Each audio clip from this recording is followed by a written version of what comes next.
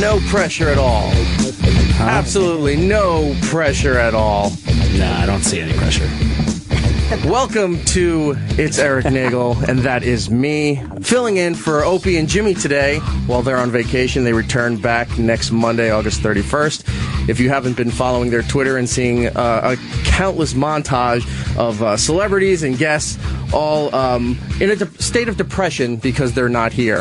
So go to Opie and Jimmy on Twitter and see all those videos. Everybody from like Jerry Springer, Chris Jericho, who else is on there?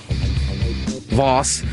And it kind of drops from there. But I saw His Highness was did one a couple weeks back. Ian Halperin, and I don't know. There's been a bunch of them. Right. Yeah, I saw Voss's. I saw Jericho's. Anyway, 866-969-1969 is the phone number for the program if you want to give us a call. It's Erik Nagel on Twitter, Facebook. Follow that stuff. Of course, E-Rock Radio is me on all the social media stuff. Before we go around the room and find out who's here and what we're doing today, just a couple of things I want to mention. First off, this is a great opportunity that was given to us here. Now, I've been doing radio in some form or another since I was 16 years old, growing up on Long Island, getting to hear all the legendary voices and shows that came out of New York City, and the rich history that radio has in New York City. And it was always I guess a dream gig to get into radio, to get into New York radio, and to do mornings in New York radio. Now, working for a morning show, great. But to do your own thing in the morning, even better, because that's like the epitome of this business. That's what you want to do. If you're on terrestrial, you want to be nationally syndicated. But since we're on satellite, hello Canada, hello United States, we're all over the place. So this counts as doing a morning show in New York City, and on a much grander scale. So this is a great moment for myself. So I'm just taking a little moment to good job, to suck this in and realize what this is, and realize that in 3 hours we're probably going to screw this up really bad. We'll be fine. So there's that. The other thing I want to do is say thank you to a couple of people for giving us this opportunity. First and foremost, we have to thank Greg Hughes, of course, Opie from Opie Radio, Opie and Jimmy, for allowing this to happen. And we talked to him, when was it? Was it around Christmas time or something? Yes. About maybe actually filling in once for the morning show. My idea was that sometime at the end of August, which we're at, on a Friday, if Bennington wasn't doing their slot and Opie was on vacation or something, which he is, maybe we could, try to fill in on a Friday. And Opie came up with the idea of having all the shows do it, which I'm not too happy about everyone else getting this opportunity. I thought this was just going to be for us, but be that as it may, we'll learn to share and play nice. So this is a great opportunity. Thank you so much to him, to Don Wickland for also helping out and making this happen. Absolutely. And I think that's about it. So let's move on and talk about what's going on in the show and who's here. We'll go around the room. Of course, my co-host is Matt OG. Hello, sir. That is this gentleman, Geek Stuff OG on Twitter and Instagram if you want to follow and find out who he is. Indeed. And what he's all about. Because normally we're on Friday nights. That's right. 7 p.m. and then Saturday nights at 7 p.m. So us doing the morning show here in the Opie and Jimmy slot, there's a whole bunch of other people that are getting a chance to listen to us and already hating what we're doing. Sure, so, that's fine. There we go. So that is Matt, my co-host, and I'll move over here to my other buddy, Giddles. Yo, what's going on, man? Gill on Twitter and Instagram. Yep, that's it. And Giddles works all kinds of weird jobs, but currently you're working on America's Got Talent. I am in the same building, just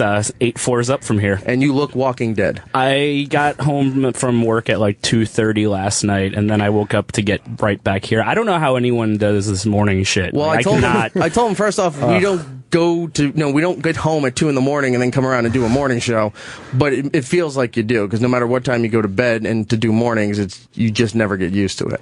I just can't get used to mornings in general. I don't know. I've always worked like weird swing shift, night shifty things, so this early morning nonsense got to stop. Well, okay, then you're fired. You can go home. Thank you, Eric. And then we'll move over here to our pal Lisa Corral. Hello. A stand-up comic from Florida who's now in New York City. Yes. Star of a Nickelodeon program, which I can never remember the name. I wasn't the star of it. I was just like a weird side character. People don't know that. Oh, crap.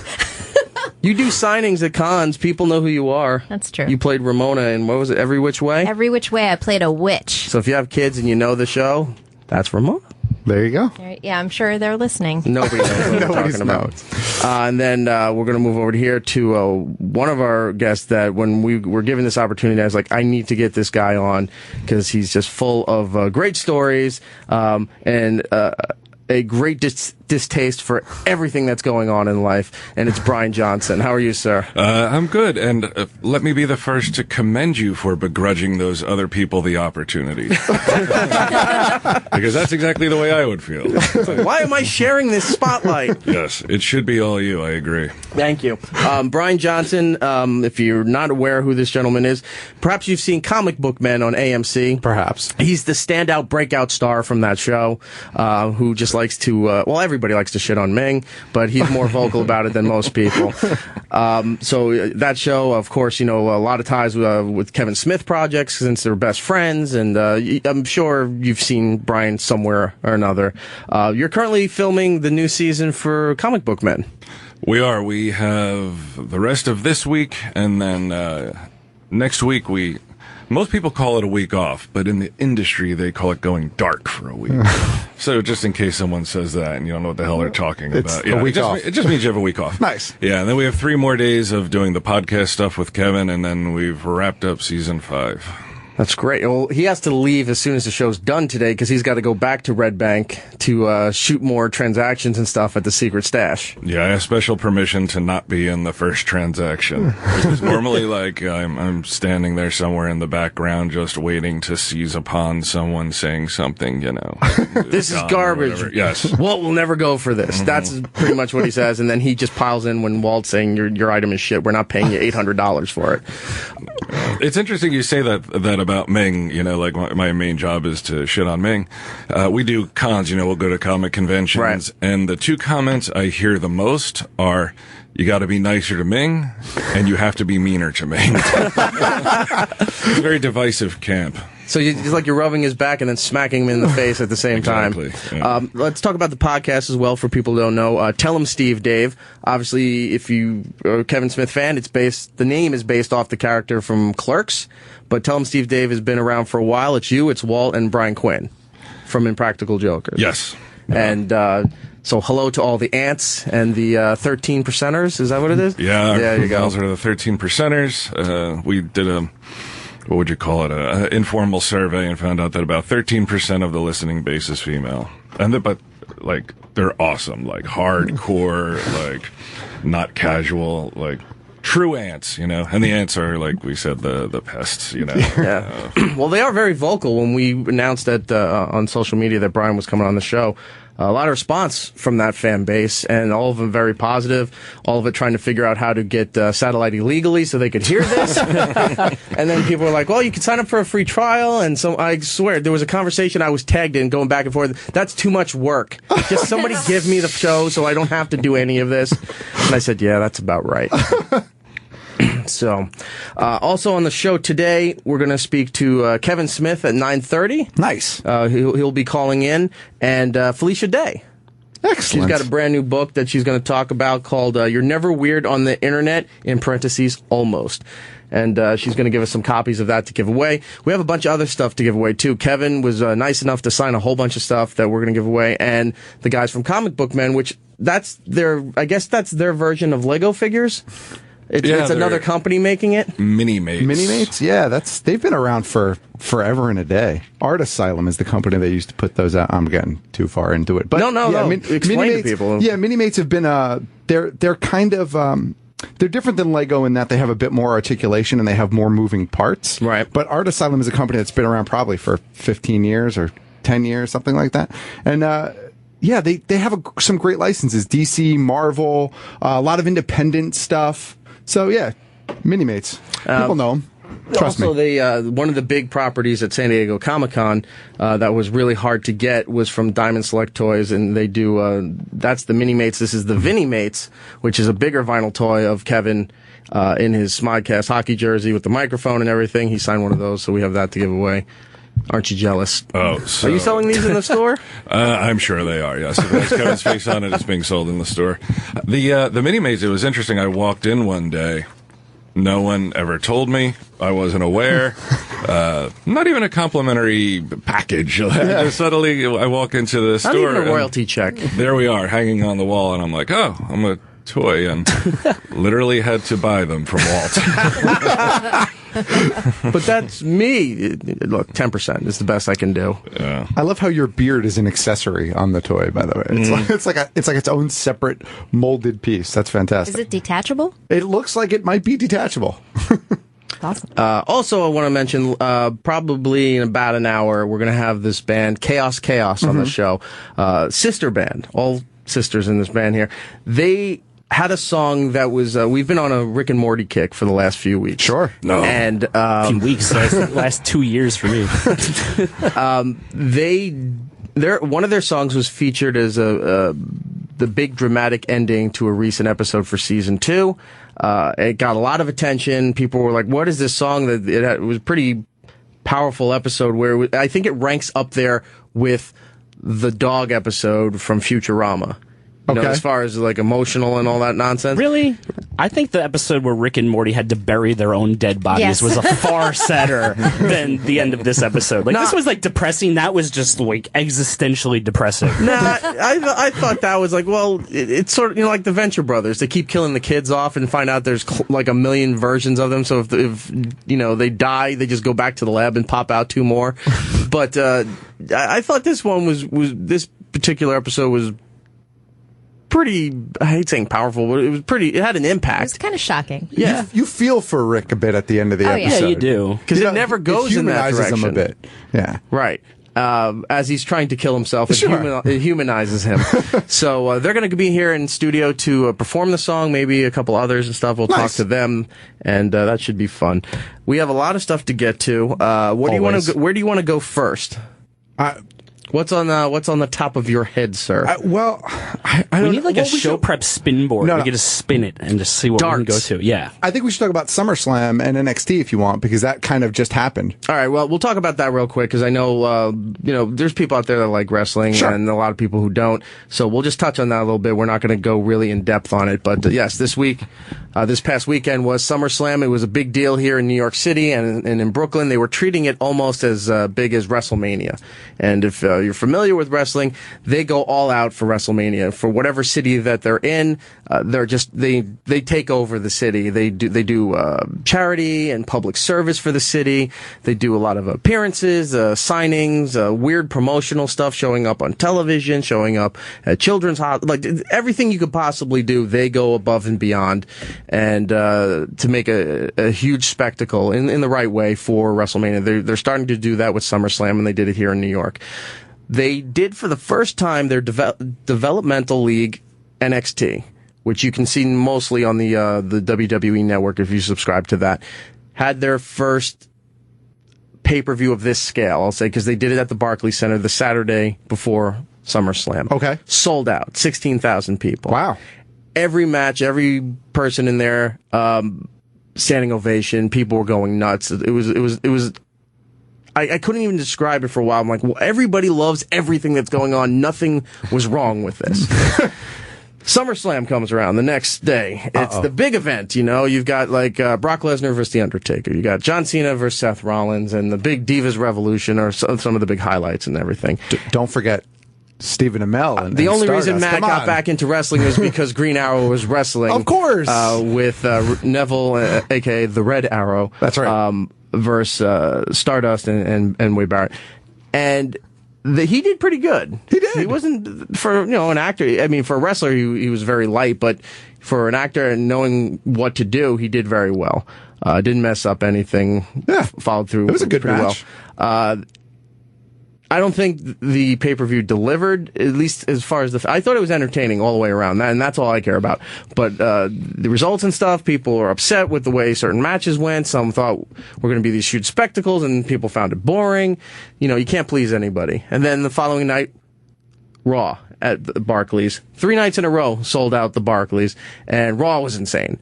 So you have the Developmental League, insane. The main show, and then Raw, oh my God, through the roof. Huh. So if it was a great weekend to be a wrestling fan, if you got a chance to see that, if you were here in New York and everything, it was a great time. And then, another pay-per-view in a month.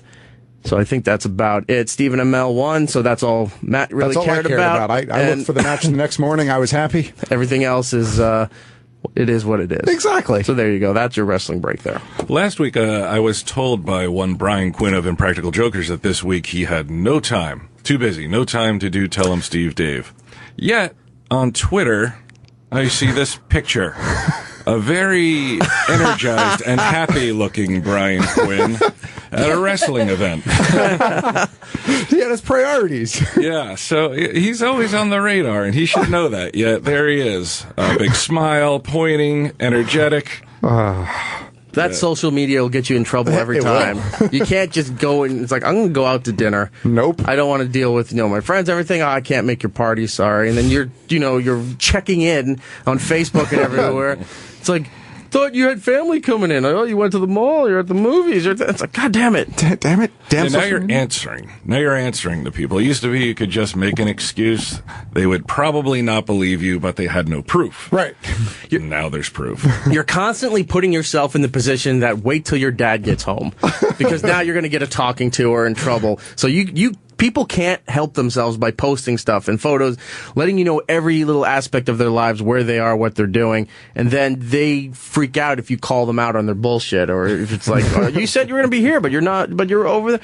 What, are you following me? It's like, yes. Everyone is. You've got 2,000 followers on here. People are following what you're doing. Like, you've made it so I can follow you, and now you're going to yell at me for that? You No. can't hide in public like this. No. Everyone's going to know.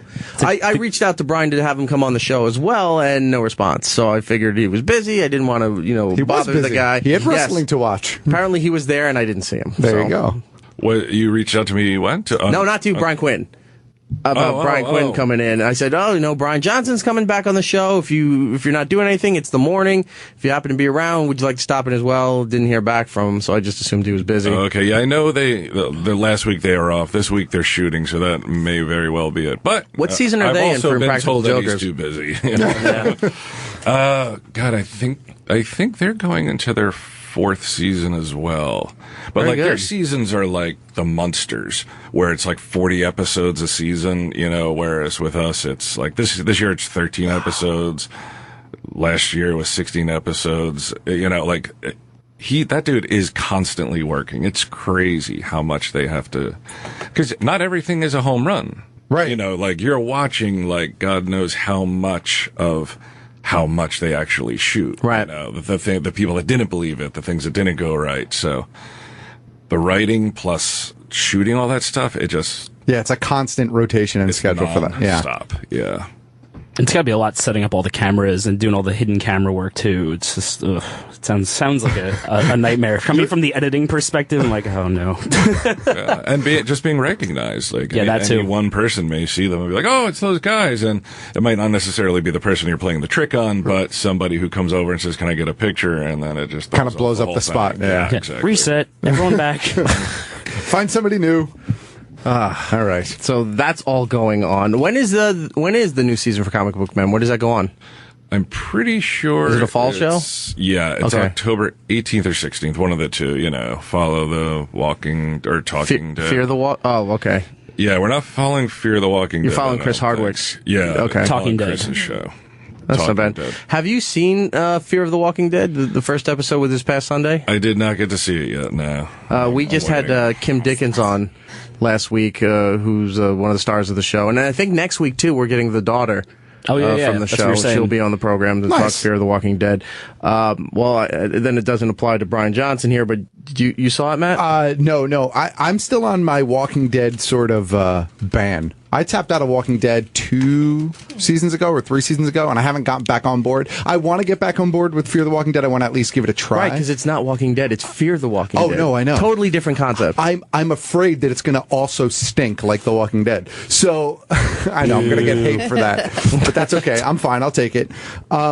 No, I do want to watch it. I know there was a lot of hate for this first episode, and I'm going to defend The Walking Dead and Fear the Walking Dead and say that most of the hate is really just by idiots Dude, that all don't the- understand TV. All the hate is by idiots on Reddit going, there's not enough action in zombies. It's the first episode. Why isn't zombies everywhere? It's because it's a prequel and you have to have everything, fall literally into place as everything falls out of place. And I don't know why people can't get behind character development anymore in TV shows, where it's just like zombies kill, kill, kill, and that's all they want. Like, play a video game. I don't know. I don't get it. That was the only thing that really drew me to it, was the pre-apocalyptic aspect. Yeah. Like, Right. you know, like, okay, well, I don't like, not that I'm like, I need to know how it happened, but it will be interesting to watch the downfall of, so I've wanted to watch society crumble as far back as I can remember. So since it's probably not going to happen in real life, this is the next best thing. So I would check it out for that reason. I'm a huge fan of The Walking Dead, and Fear the Walking Dead did it. So far, I'm not into it. I gotta say, I was texting Eric, and I was texting. You were texting me too. Brian. Yeah, I'm like, are you watching this right Well, now? we're not going to say your comments because we have a guest for that show next week. No, but, but I want. Here's the thing. I really want to love it, but right now it's just. I don't know if It's one episode. It's one episode, and I'm all for character development too. So I'm waiting. I'm waiting it out. I'm just being honest. These are just my honest Oh yeah, definitely. thoughts on it. One thing I want to point out is when we were talking to Kim Dickens last week, I asked her, when people are finding out that this is happening, right? Everyone thinks it's some kind of virus outbreak. Nobody's understanding what's going on. And when people are getting killed, and then they come back, I think, what was the relapse time? I think in the span was maybe like 5 minutes. And all of a sudden, virus takes over, they're gone, they checked out, and now, zombied. And this is happening. Everyone's like, what is going on? What is this virus doing? Why are they acting like that? I asked her, I said, this is sort of modern time where this is going on. I said, zombie movies have been around forever. Did nobody ever think maybe they're being a zombie? Like, is that not in this lore here? My social media blew up to the point where they're saying that zombie lore and everything doesn't exist in the Walker universe. Like, this never happened before. Nobody's had zombie movies or even thought of this. Well, that's why they don't call them zombies. Right, they call them walkers. Yeah. I just thought, I'm like, somebody would have been like, maybe even as like a little tongue-in-cheek, like, maybe he's a zombie, and then they never address it again, kind of thing. Nothing. Apparently it was a really dumb question on my part, because everyone was just yelling at me, saying, the zombie lore doesn't exist in this show. I disagree. Says who? Says Reddit? Well, no. Or did somebody on the show actually say this? Somebody, now this I haven't verified, but somebody told me that I think Kirkman said that the zombie phenomenon doesn't exist in this world. That's why when this is all happening, everyone's, freaking out and not knowing how to handle this stuff initially when it starts. I'm thinking it's a little bullshit because somebody would have come up with that concept. I don't know. I think I read that same thing though from Kirkman, saying that like this is in a world where zombies haven't existed yet. But doesn't that sound like a question to you that was asked after the show started, and then someone's like, "Well, why doesn't anyone just say, hey, they're zombies?" And he's like, because you know what? Zombie movies don't exist in this universe. That's why. Duh. I don't know. I kind of feel like in most zombie movies that aren't like sequels and that are taking themselves somewhat seriously as a horror movie, I almost think that in all of those movies, zombies can't exist. Because if zombies exist prior to the movie starting, well, then where the fuck are the zombies, A? And B, they should know exactly how to handle them. And no one ever knows how to handle them, right? It always takes them a while to figure out, oh, it's a headshot that'll do it. So I think the premise that zombies don't exist in any of those, in anything like that, kind of is something that is a common thread for most zombie things. I don't know. It's I also find it fascinating, and I'm seeing it more in this new series. You saw it a little bit in the original series, but everybody always wants to confront the person who just died and switched over. Because they don't understand. Yeah, and they're like, it's like they want to put your hand on the shoulder and like, it's me, Mike. How are you? And then they get bitten, and they didn't see that coming. It's like, all right, I know I got to suspend disbelief because they're a walker, but you don't need to get close and personal with them. And it happens so much, and I don't get it. I know they'll be like bleeding, half their face is gone, their arms off. They're like, "Hey, are you okay, Mike?" And then they just get bit. It's so stupid. If I came home and like my mom was all of a sudden just kind of walking weird around the house, and that's the other thing thing too. Their eyes turn bright blue in this show. They look almost like the creatures from Game of Thrones. Game of Thrones, yeah. Right. So they turn gray and they're bright blue. So that's what the walker looks like. Those before. are also white walkers, by the way. White. Thank you. Walkers. Yeah, no zombies in that either. Well, technically, maybe. Who knows? So they turn gray and their eyes turn blue. So that's the feature of that they switched over for the fresh, fresh meat. If I saw that happening, I wouldn't go over and try to hug her or grab her arm and say, "It's me." What are you doing? I'd be like, "All right, I need to throw something at her and run." But That's what you would do to your mom? if she's walking kind of like her legs kind of broken and she's just twitching and her eyes are a different color. Probably try to help her. No, What if she's having like a heart attack or a stroke? no, because I've seen enough and I go, I know this can't end well. And it's going Yeah, to it won't affect. end well for you because you'll be in the fucking paper and on the news. You're like the man who killed his mom because he thought she was a zombie. Well, I didn't kill her because I threw something at her and she was down. I ran away and then guess what? She popped right back up like the Undertaker. But don't you think that stupidity is also a common thread in horror movies? Like, don't get in the shower, don't go in the basement, don't go in the attic, run far, far away. Yeah, never run upstairs. Right, Don't be never the black upstairs. friend with a bunch of white kids because you're the first to get killed. That's right. Sorry, Lewis. Sorry, Lewis. Oh, we got Lewis. Yeah, we do. We could totally make it out of this building with Lewis here. If this happened. Sorry, Lewis. I agree with you. Like, if I go home... That Lewis would go first? No. Oh, well, yeah. probably, yeah. Sorry. If I come home and my niece has a cold, Right. I'm like, stay away from me. Do not kiss me. Don't get me sick. So a zombie... Right. A person bleeding with bright blue eyes? No. No, you call 911 from far away. Now, is it wrong to think that, they'll never portray this on the TV show. They might have done this in a comic if this ever came up. But for a walker, if you were physically impaired, right? Like you say you were paralyzed or something, and then you come home and all of a sudden, your brother who had an accident years ago, who's been in a wheelchair all his life, all of a sudden he's walking around and he's kind of just not saying anything to you. I'd freak the fuck out because I'm like, you shouldn't be doing that. That's not even that he's infected. He's walking. That's a problem. All right. Right? But on TV, they'd be like, it's a miracle. Oh my God. And they'd go in for give a big hug, like God helped them, and then they get bit in the neck. And Stupidity is a common thread in horror movies. This is what I'm telling you. So in Fear of the Walking Dead, you're saying that's how people are handling this? Like, someone comes up because to they them don't with, know. No. But even if they, you would think they had like Ebola or something, like they're bleeding out of their eyes, like they have something wrong with them. Yeah, right. There's There's some sort of common sense you would hope. Stigmata. Well, to be fair, though, in the first episode, there's only the one character who runs into the first walker, and that character is a heroin addict. So it's really like, the people are believing what he's saying, and then he's just telling people what he saw, so they're not really believing him because he was doing heroin in an abandoned church. So no one's really believing this guy, and that's kind of where it comes from. And then there's like the viral video of the homeless people getting shot and standing back up and then getting shot again, and everyone thinking it's fake. So I don't know. I think it's kind of... It's always the guy nobody believes at first. It's Randy Quaid from ID4. It's like aliens. They used to abduct me and shove stuff in my head. Sure, they did. Whatever. Then the big invasion happens, and now he's the hero. Because he knew it first. But that's exactly what he's talking about. It's this kid who was on heroin, and all this stuff's going on. He's seeing a lot of shit, and nobody believes him until what they're doing here too. Every episode seems to be a big cliffhanger, and it's not an oh my god cliffhanger. It's a what the fuck cliffhanger. It's not like, oh my god, it just started really getting good and it's done. You gotta wait for the next week.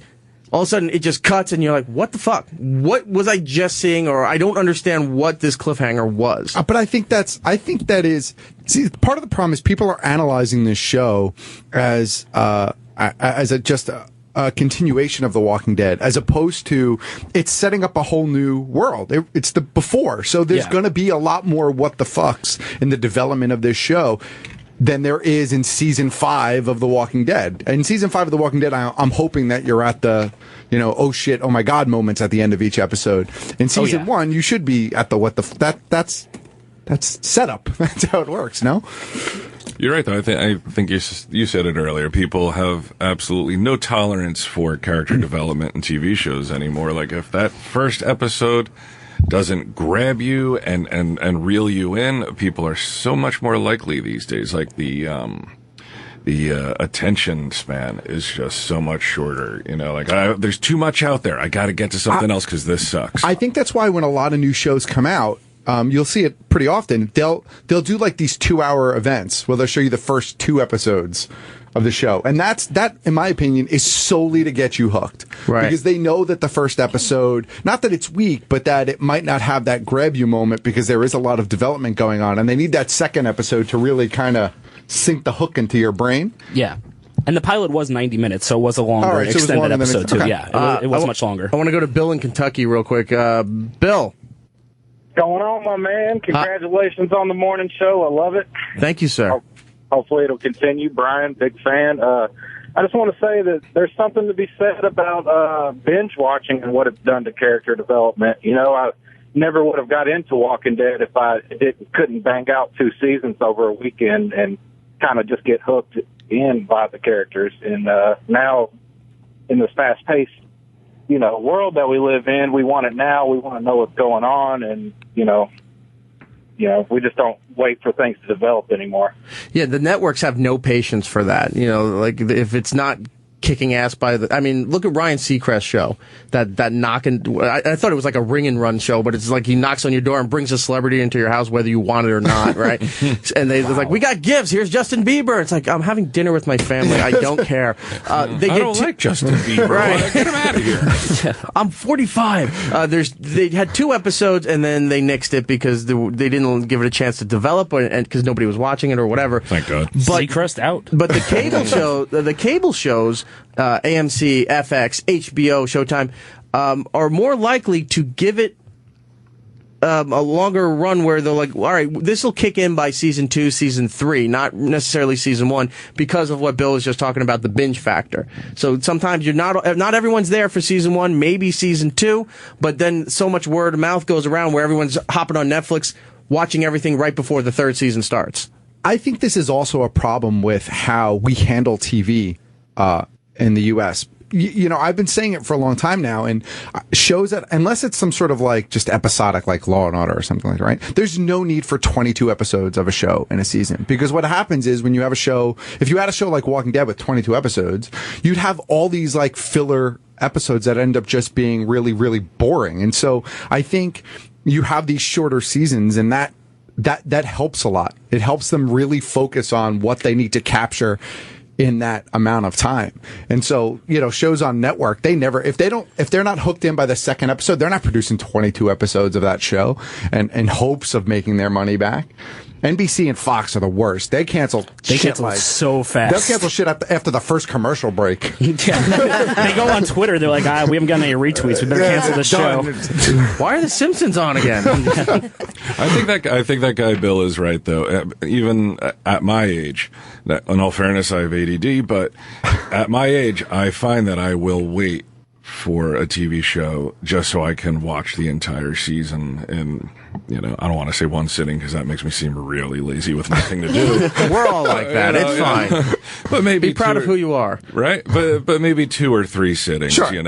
Because, something like Breaking Bad, when I was watching Breaking Bad, I'm like, I cannot wait until next week. And that's one of the reasons I never got into comics, because I'm like, okay, so I read a story. Now I got to wait a month? Like an entire month, so I'll just wait for the trade. That's where I read trades, exactly. Mm-hmm. So trades are the reading version of binging. Yes. Okay. Just for people who don't know what trades are. Yes. It's a collection of issues. It's normally a single story collected in a handful of issues for comic books. Don't you love, it's just like when, and I love when people ask me about, Doctor Who, because I'm a big Doctor Who fan, for those who don't know, but when they say, where do I start, or do I have to go back to the beginning? There's 50 years of this show, and not all the episodes have been found. I mean, they're still finding, old reels at an old BBC bomb shelter in Kenya, and then they're trying to, it's like whatever they don't, wherever the reels are dissolved and ruined, they're putting in still photos and audio tracks to try to piece everything together. So you give them the jump off point for the new Who, and if you want to dabble in the back, go ahead, and it doesn't matter. You pick it up as you go. So the same thing with comics, with people saying like, I really like Superman. Do I have to go back to the beginning?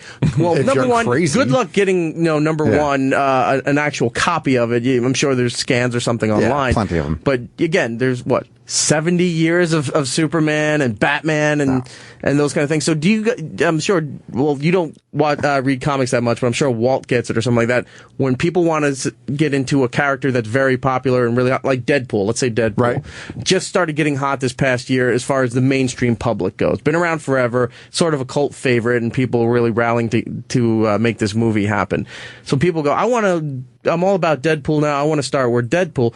There was what, 20 years of Deadpool or something like that? Something like that, yeah. So it's like, where do they jump in? Where is that cutoff point? With any new character like that, if someone's like, look, I'm into Deadpool, I'm into Batman, or whoever is Green Lantern, I always try to point them in the direction of a handful of really good stories that involve that character. Like, I'm like, look, if you really want to know the origin, I'm not going to tell you go back and read the first issue. Go to like Wikipedia and read his origin real quick if you want. But then check out these trades, and there's like, there's 4 or 5 that you can think of for almost any character, if you do a little bit of digging. And that'll give you a good sense of what the character is and kind of where he's come from. And then just start picking up the regular issues. If you start buying regular issues within 2 or 3 weeks, you could be into this story. You don't need to go back a year. You could, but you don't need to. Is everything pretty much in trade? No, unfortunately not. But you know what? Marvel has a really good app now where they have like tons and tons and tons of old issues available through their app, and I think it's like $10 a month. I think DC has it, and there are all sorts of online apps that have like collected things.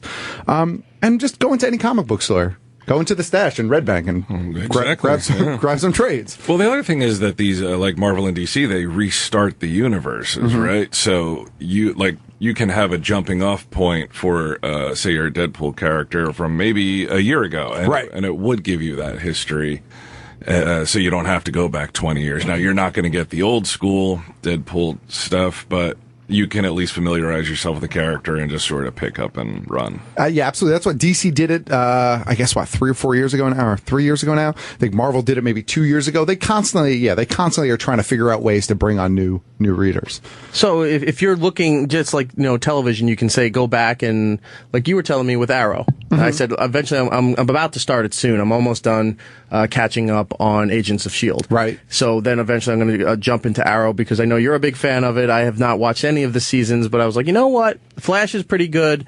And Matt raves about this show, so I figured I'll give it a chance and go through. And you're like, go right to Netflix. You can catch up right before the new season. Or even if the new season's going, you have on demand. You're never late to the party. No, of course There's not. always a way to get it, and sometimes it may cost you some money if it's not streaming. You have to buy it from iTunes, or you can buy the actual physical DVD or Blu-ray set if it's not on Netflix like that. But you're never left behind anymore. You have to do some work and put some effort into it, but you'll never be left behind ever again. So same thing with the comics too. The apps are pretty good. I have the Marvel app. Yeah, it's either apps or just go to your local comic book store. I mean, almost everybody has a local comic book store. And if for some reason you're in a place that doesn't have a local comic book store, it's called Amazon. And they sell the trades. Brian, let me ask you this. Comic book stores, are they going the way, with everything being digitized and what have you, are they going the way of music stores and video stores? It's hard to say from, most comic book stores do not have an anchor like Kevin Smith, and I say an anchor in a good way, not like he's sinking the ship. Well, that's what he would say about himself. So many people come in because it's the stash. Like if I hear, this is my Mecca one more time, like that person's going through the front window. So many times. See, these are the outtakes you need for comic book men. I've suggested so many times, and Kevin actually the last time he was in town said, why do we not have DVDs? We have hundreds of hours of extras of stuff that is said that could never be used on TV. So why not just put it on DVDs, along with the regular episodes? There are very few comic book stores in our area. There's one guy who I'm convinced is either independently wealthy, won a lawsuit, or is, selling fireworks out of his store. Because other than that, like the next closest one is in, North Jersey, like Woodbridge or something. And for those who don't know, that's not close. No, that's probably a good 40-minute drive. But the digitizing, and it's what's so strange about Ming is very into comics on his iPad. It's like, dude, you work in a brick and mortar store, like you're contributing to the problem. The old guard will die out. Like I don't buy books on an iPad or anything. I buy books in Barnes and Noble or Amazon or whatever. I like to hold it. I like to read it. I like the smell of the book. Right. But once this generation passes on, the ease of like, boom, you could have it like that is, it's too alluring. You know, maybe they'll hang on for toys and stuff, you know, because toys you can't, you know, unless Amazon does the drone thing, then I guess it's all over. No, I think one of the things about comic book stores that's really appealing to people is that there is a sense of community in them, especially if you go every Wednesday to pick up your new books. You're there when the same group of people are there, right? You make friends with the people that work there and all the other customers. And so I keep saying that the stores have to figure out a way to bring people in and get digitized content in the store. Like, for example, you want it on your iPad? Well, if you go to your local store and you like download it from the store or like a card or something like that, you get some sort of bonus content, something to still drive you to the store so you get that sense of community. So that's why that's important to That's why they have those books. exclusives for buying a video game. Like if you go to Best Buy, you get this character. If you go to GameStop, you get that character. And usually some of the really big comic book stores, for example, Midtown Comics, right? They have like exclusive covers by like really popular artists and famous artists and stuff like that you can only get at Midtown Comics. And so that forces people, even if they're buying it digitally, but if they want that cover, they're going to go to Midtown Comics. There'll be a way to still bring people in. They just have to figure out what it is. Is comic book, I want to talk about some stores that have disappeared over time, but real quick, are comic books going the way of, you see in a lot of like Urban Outfitters and hipster-like stores where they're selling the frames for vinyl. And there are people who now, there are people who are into vinyl just because they think vinyl sounds better or whatever. But it does. They take they buy the albums and now they're hanging it on the wall as art. Are they doing that with comic books? Like people you have just been said? doing that for. I mean, I've been collecting comics since I was a kid. People have been doing that for years. I used to have a wall of just comic books that I had framed. Right, but that's a niche. That's, you know, I'm saying for more mainstream stuff now, because now, I mean, vinyl should be gone because it's an outdated format, but it had a resurgence. People are listening to vinyl and they're hanging the albums on the wall as art. Comic books, everything's becoming so mainstream now with the movies and television shows, video games, all that stuff. Are people, regular people who weren't into comics, way back when, who are now, are they doing that where they're buying those comic books, like you said, the exclusive covers with the specialty artwork and hanging it up like it's art? Absolutely. And if they're not buying the comics with the exclusive art, you've been to New York Comic Con, you've been to Artist Alley. Right. They go to Artist Alley and they buy prints from the artists that they like, or they buy a print of the cover. For example, J. Scott Campbell's an artist who I really like, and he always has great Spider-Man covers that he puts out. I don't buy the comics normally. I wait for him to do a print of it, and then I'll buy the print, and then I hang it in my office. So, and especially because, geek culture has become regular pop culture at this point. Like, the two have completely meshed, and you can't separate them at this point. Everybody is suddenly a comic book fan. Everybody is a video game fan in some capacity, right? I mean, it's just, you can't get away from it. And so because of that, I think everybody... everybody is getting a little bit of something. Everybody has a Captain America shirt or an Iron Man shirt. Everybody's got a Darth Vader shirt. I don't have any of those. Well, you have 1,000 You're Doctor wearing Who a Doctor shirts. Who shirt right now. No, Eric. I know. I'm not saying I'm above that, but I'm just saying, wow, I don't have those shirts, and that's the ones that everyone does. Specific shirts. Yeah, I don't have anything Star Wars. I have a Simpsons Star Wars, but that's about as far as I go. You can go into the Gap. You can go into Target, Walmart. I never go into the Gap. And I know. We talked about this on Friday. But you can go into any of those stores now and buy shirts from all of those franchises now. Like, Target they're has them. available. And Walmart has them. Yeah. Hot Topic is another one that really got into that. But Hot Topic even for a while was kind of like a niche within the, you know what I mean? Like, but now, like, again, Walmart, Target, Gap, like all these major stores, you can go in and buy all these pop culture Hot comic Topic's book funny because stores. the old joke was it was, for emo teens that just wanted to be different and had no identity and stuff. You'd went into Hot Topic and be depressed and miserable. There are more guys my age and older in Hot Topic now looking at the wall that's about half the store of Funko Pops. Funko Pops, of course. So you go in there, you barely see the kids. Like, they may be in the back where there's like the Hello Kitty bikinis and the vinyl and all that stuff. But the rest of the store is just older dudes, and women too. But they're older. They're not the kids that are in there buying, like you said, the comic book merchandise, Doctor Who merchandise. Sure. Zelda is on a big resurgence for some reason. Zelda never goes Zelda away. is great. No, Zelda is great, but I've never seen this much stuff in stores until like in the last few months. All of a sudden now there's just a huge resurgence as far as merchandise. I'll say maybe not popularity, maybe I misspoke. But the Funko wall has taken over every Hot Topic, and people will travel to, especially New Jersey, because you can go 30 minutes in any direction and hit at least 2 malls, and they'll go to every Hot Topic trying to find the exclusive, trying to find the figure that they want that was sold out of the other store there. You're so right. Hot Topic, say 5 years ago, was the corporate rebellion place to go. Like if it was the anti-Spencers. You got dropped off by your parents with your black fingernails, and they'll be your back spiky in 2 necklaces. hours, and you ran. I down got to my Hot Jamba Topic. Juice and I went to Hot Topic. Yes, exactly, and that's how they. It wasn't like the old punk scene where they're digging clothes out of dumpsters, or going to thrift stores. They're going to high-end mall. Going to Short Hills Mall to get their corporate their rebellion Ramones shirt. T-shirt. Yeah. Exactly. I mean, vinyl is sold in Barnes and Noble now, Right.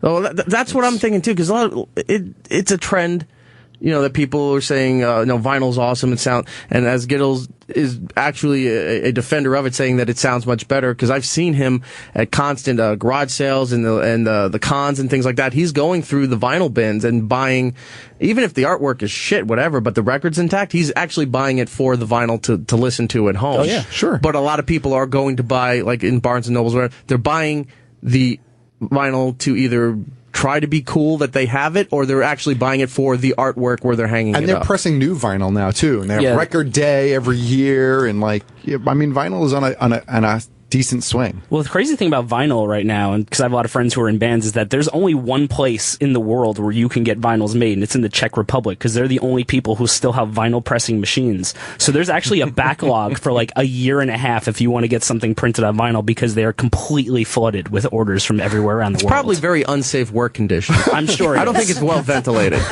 That's why they're the only country that does that. But I mean, that's how much of a resurgence it's having, and that's how much it died off. That you can only get it in one place, because we're like, oh, here, take these old presses, and they're like, okay, we make records. A lot of calls coming it's in. stunning that Asia doesn't have them. Like you would think, Right? Asia has everything. China, they make everything. You can't put a record factory next to an iPhone factory. There's not enough room. By the way, China, if you guys, even if you're not a fan of Vice, you should check out the HBO. I know on their website too, they have the documentary up.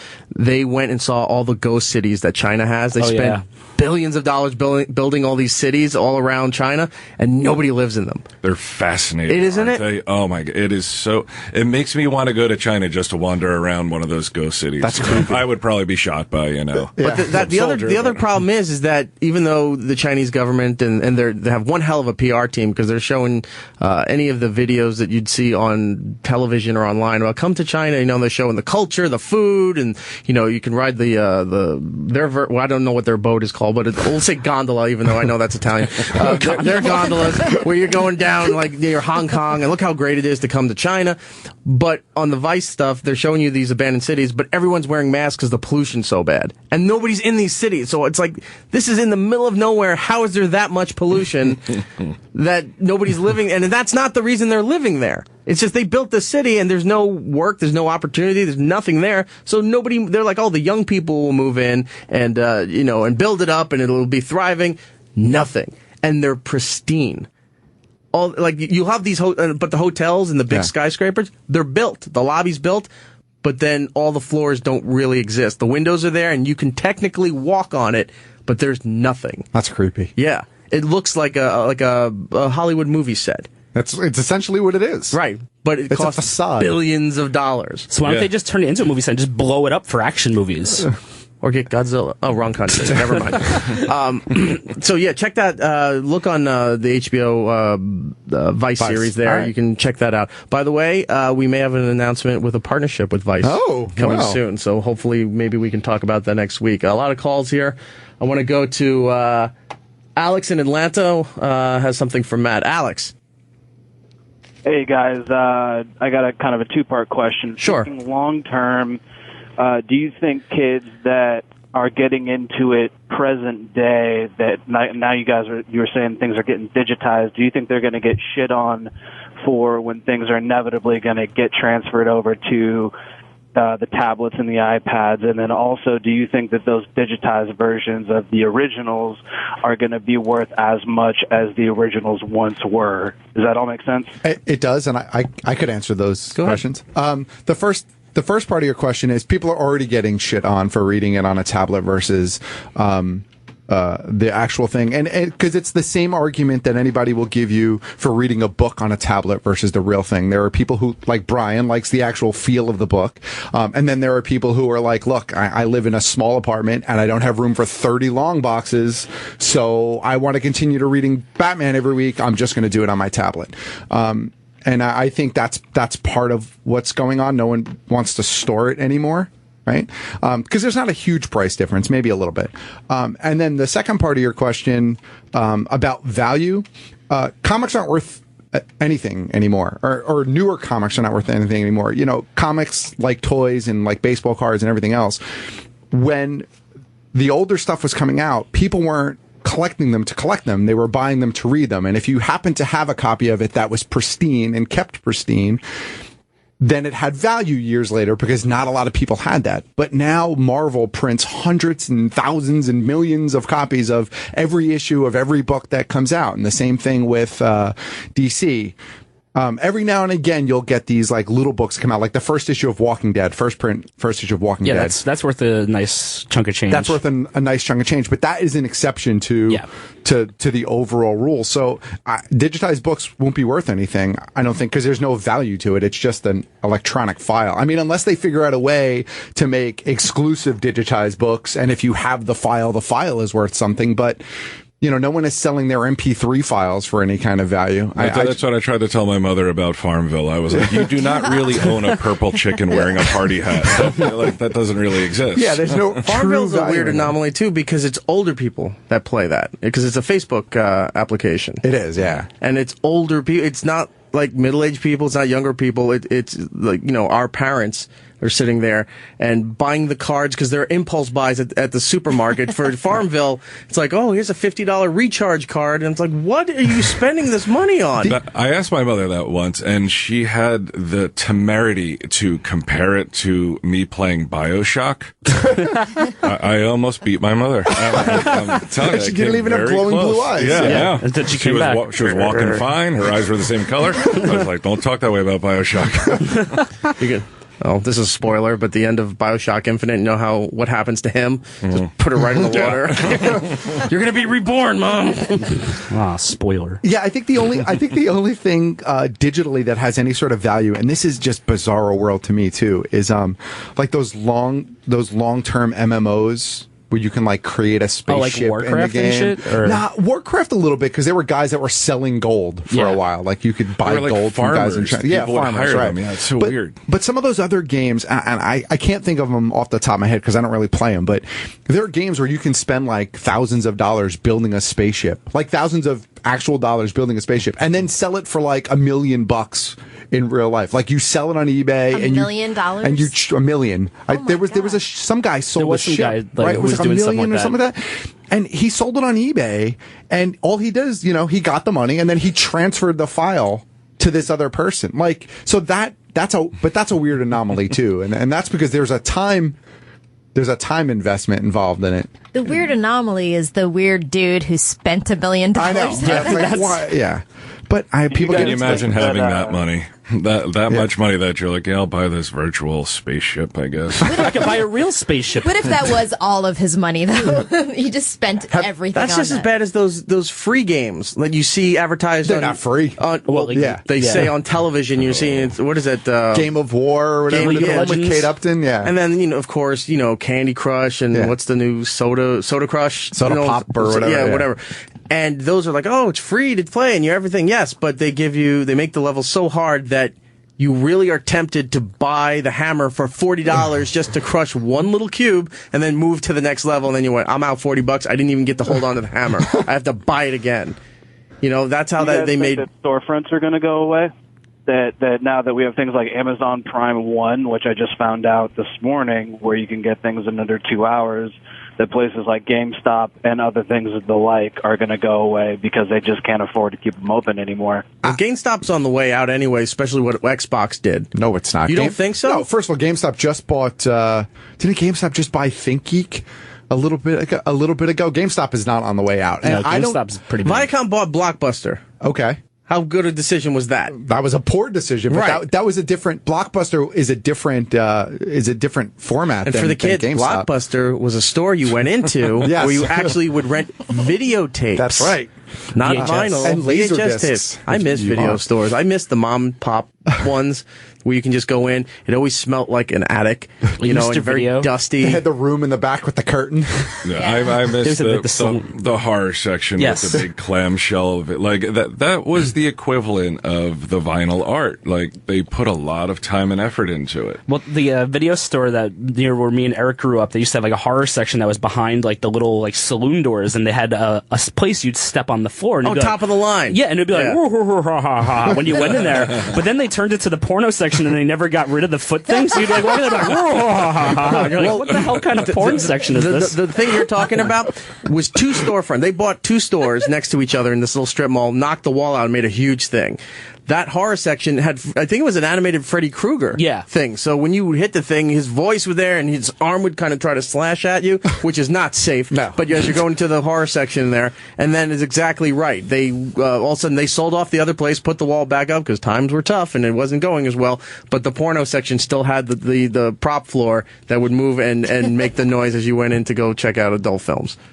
That is Freddy awesome. Krueger still swipe at you? No, it was No, he just was a handful gone. of dildos just smacking you in the face. Alex, I'm going to put you on hold. I'm going to hook you up with something. You know what? I'm sweet. going to Thank you. give you the 20th anniversary edition Blu-ray. Anybody remember the movie Hackers with Angelina yeah. Jolie? Absolutely. Yes. Yeah. Brand new from our friends at Shout Factory. They gave us a bunch of these, so I'm going to hook you up with that. I'm going to put you on hold. Lewis will get your information, all right? Great, thank you. Want to go back to... Oh, he was gone. There was somebody that agreed with Lisa about the pacing of Walking Dead and finding it very boring, but he left. Let's go to Mark in Queens. Mark, how are you?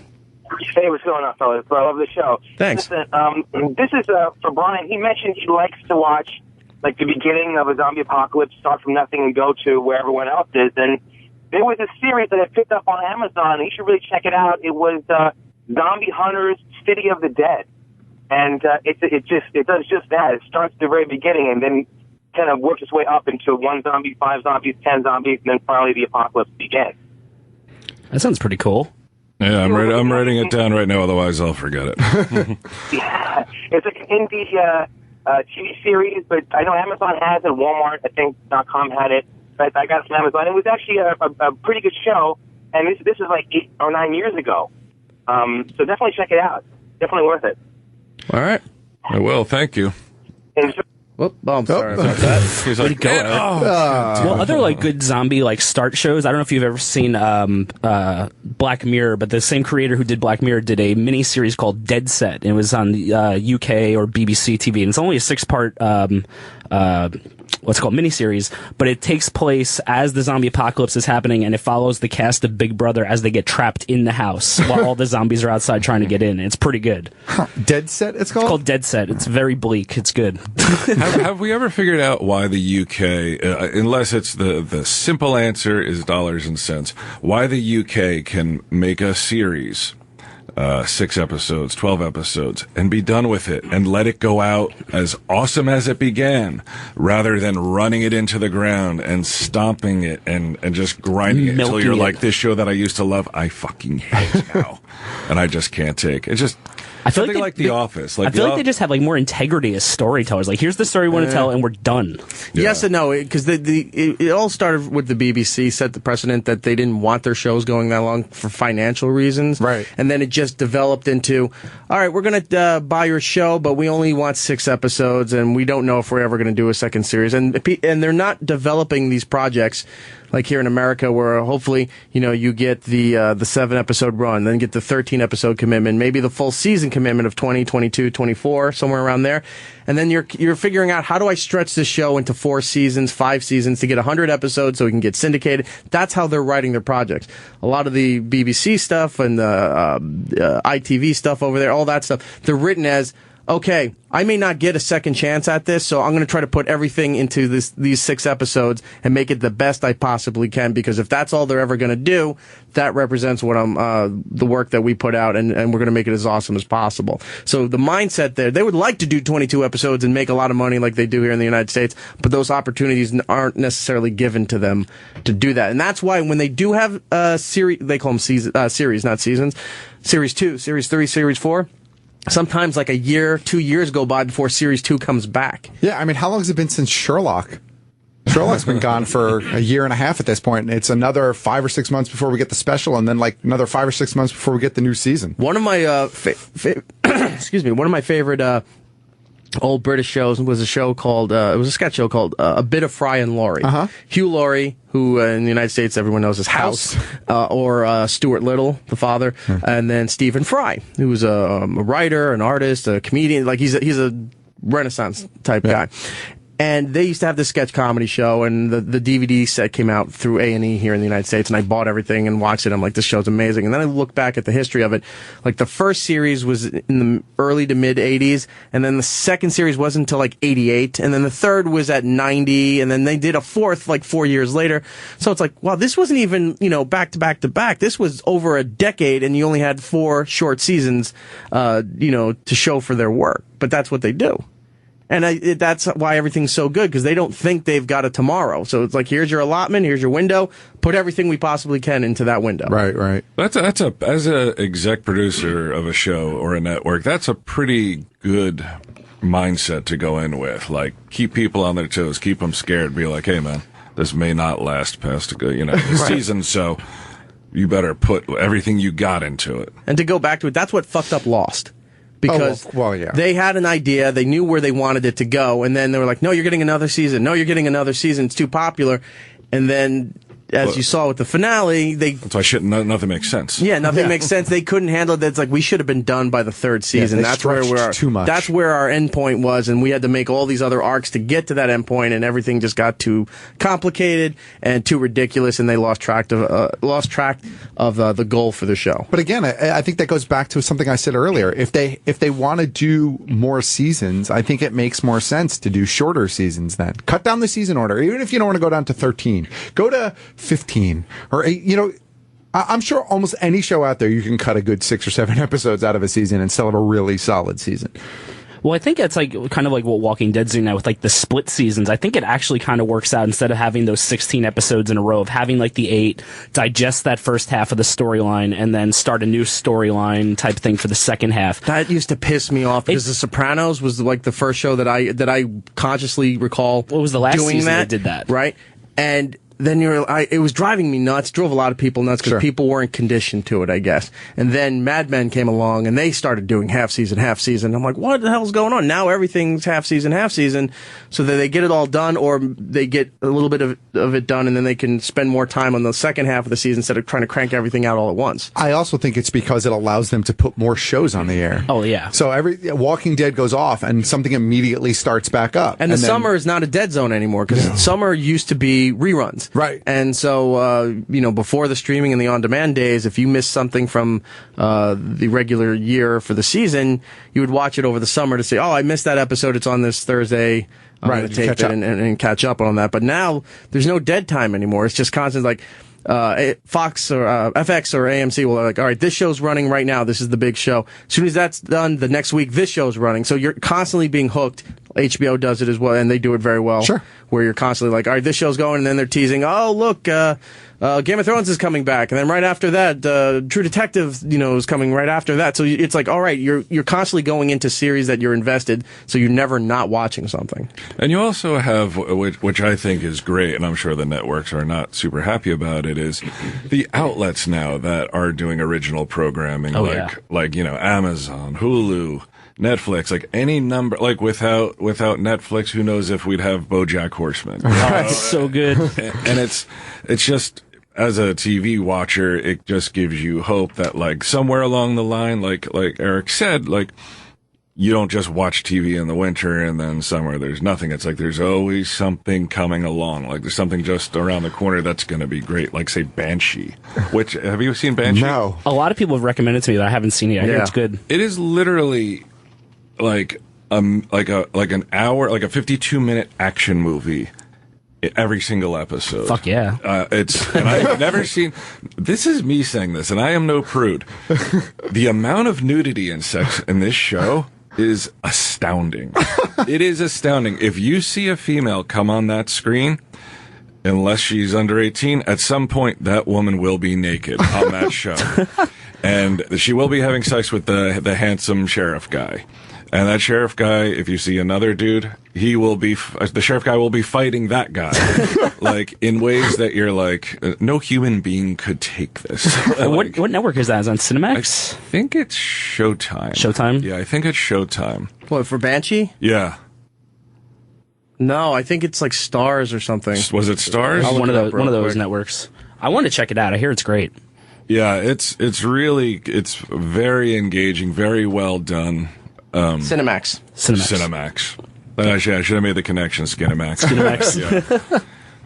It's like that old Simpsons joke about Fox. It's like, wow, Fox turned into such hardcore pornography so gradually I didn't even notice it. Yeah. I think we got to take a break here. I believe the girls from Chaos are here. Oh, nice. We'll talk to them next. A little bit later in the program, Felicia Day and also Kevin Smith. Of course, Bryan Johnson from AMC's Comic Book Men is here, and we thank him for coming in. Matt, Giddles, and Lisa are also here. We still have more stuff to give away. We have a bunch of phone calls. We've got a lot to do, and probably one of those shows where we're not going to have enough time to do everything, which is a good thing. Like every week. Like every week. It's, so if you join us on Friday nights going forward, you can see by the third hour we're still complaining. We didn't even touch on half the stuff that we were supposed to. I don't know if that's poor direction of our show. Maybe me. It reflects bad. Why would you say it's all your fault, Erik? Are It these is all my phone fault. calls that are up? I'm looking at a screen right here. These are like phone calls with the stuff with people. Oh, the guy hung up. There was a guy that one of the things was like, I own a comic book store and I can tell you a few things. I'm like, ooh, that sounds like it could be incendiary. Let's but he looks like he just Listen, hung Brian, up. you don't know anything about a comic book store. Oh yes, we've heard This that. guy wants to know page. about record stores. Are they talking about Jack's, maybe? Is Jack still in Yeah, Red you Eye? can hang up. Jack's is still across from me, right? Yeah. All right, we got to take a break. When we come back, we'll speak to the girls at Chaos. Nice. Welcome back to It's Erik Nagel. 866-969-1969 is the phone number. If you're a little bit surprised, saying, what the hell is this garbage? We're filling in for Opie and Jimmy, who are on vacation. They return August 31st, which is Monday. But until then, you have us. And then Sam's tomorrow. And, of course, the Great Bennington Show on Friday, per usual, with Ron and Gail. Always putting on a quality program. So if you don't like this, wait till Friday and hear something really good. There you go. There you go. Matt is here. Giddles, Lisa, Bryan Johnson joining us from Comic Book Men on AMC, a good friend of the show. Bryan, thank you for coming in here for this. We have a bunch of stuff to give away. We got a lot of stuff to do. Felicia Day a little bit later in the program. Kevin Smith calling in. Nice. But for right now, we have the group Chaos in studio. Now, I'll give you a little background on them from this show perspective. We've been on a bit of a Rick and Morty kick. And on a recent episode, they used one of their songs as the big dramatic finale for that particular episode. And I watched that episode, I think, 3 or 4 times in a row. And I was like, you know what? That song's really catchy. I like it. And did the old Shazam to see who it was. And then I was like, oh. And I looked up the band. And I see that they're in the Brooklyn area. So I reached out, and they were nice enough. And all this came together. And I couldn't be more excited here. Let's talk to the girls from Chaos. Hello. How are you? Hey, good. Still waking up, but I'm feeling good. I know. Mornings are never fun, especially... Well, radio is difficult, but if you're a comic or a musician, this is not your time period whatsoever. Yeah. This is the time you're usually going to bed. How did the song, your song, Do You Feel It, how did this come about with Rick and Morty? Were you aware they were going to use it, or was this a surprise to you? Well, we're actually in the process of suing them. We were not aware. Actually, Justin Roiland just reached out to us. I guess he'd known about our band for a little while, and I don't know why we never like heard from him until recently with Rick and Morty stuff, but he just wanted to use one of our songs in the episode, and he thought that song worked well, so he just reached out to us, and we had never heard of the show actually, but we watched it and we loved it right away, so we were like, yeah, definitely, let's do this. Were you surprised with the reaction that your song got? Because once I found out who did the song, of course, you go to, if you don't find it on iTunes, you go to YouTube to see, let me see if I can find the song. And pages and pages of comments for this song that said, Rick and Morty brought me here. This song's amazing. I love Rick and Morty. I'm now a fan of this band. I'm checking out their other stuff. So were you surprised about how fast this turned around and how everybody was just all about your music? Well, I think it's funny because when I'm looking at the comments, everybody is just having these debates about the show. and I'm like, guys. You're on our page. Say hi to us. But yeah, no, pretty surprised. Also, I think it's funny because the YouTube is the KSKS fans YouTube that everybody was linking to. And we're like, damn it, we're not getting those likes, we're not getting those views. It's the KSKS fans. But no, it's definitely cool. It's been kind of interesting for us. I gotta say, Justin tweeted me one time, chiding me for allowing my 9-year-old niece to watch the show. And I felt pretty good about that. And now I don't feel so good. These guys have a song on the show. I was riding high, and now I know that, these two. I also, don't take it the wrong way, but I can't stand young, talented people who know where they're going in life. I've never been that person. I hate your success. Yes. Your success sickens me.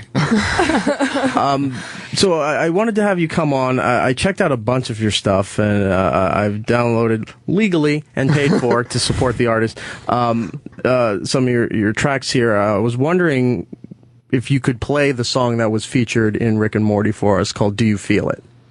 Yeah, well, we can try to play it. We've never played it this early before. It would be an interesting version. We'll give you some leeway. All right.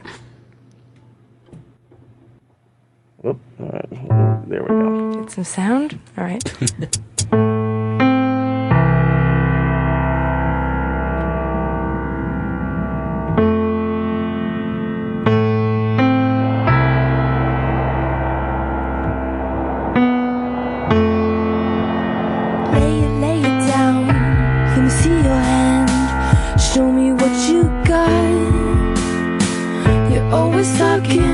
But you're not playing, it doesn't match your face. Gotta find my way away from this place. Can you take me now? I want it real. Are you afraid of me now? Are you afraid of me now? Do you feel it? Do you feel it? Do you feel that I can see your soul? Do you feel it? Do you feel it? Do you feel the beat in your I want it real. Run away with me now. I want it real. Run away with me now.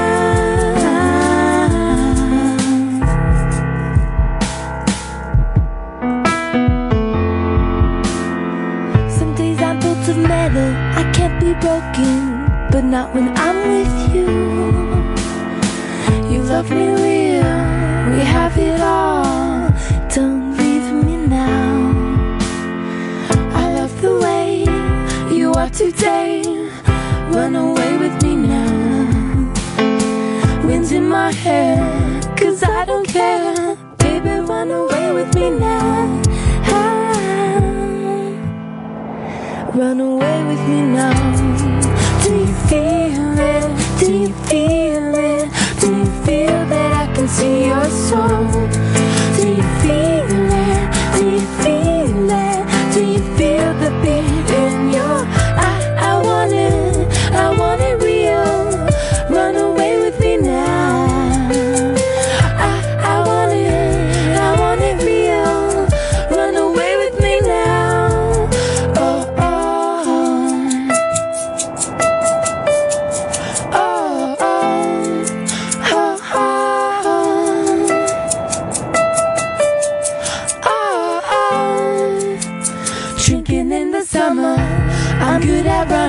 I beat you in the race again.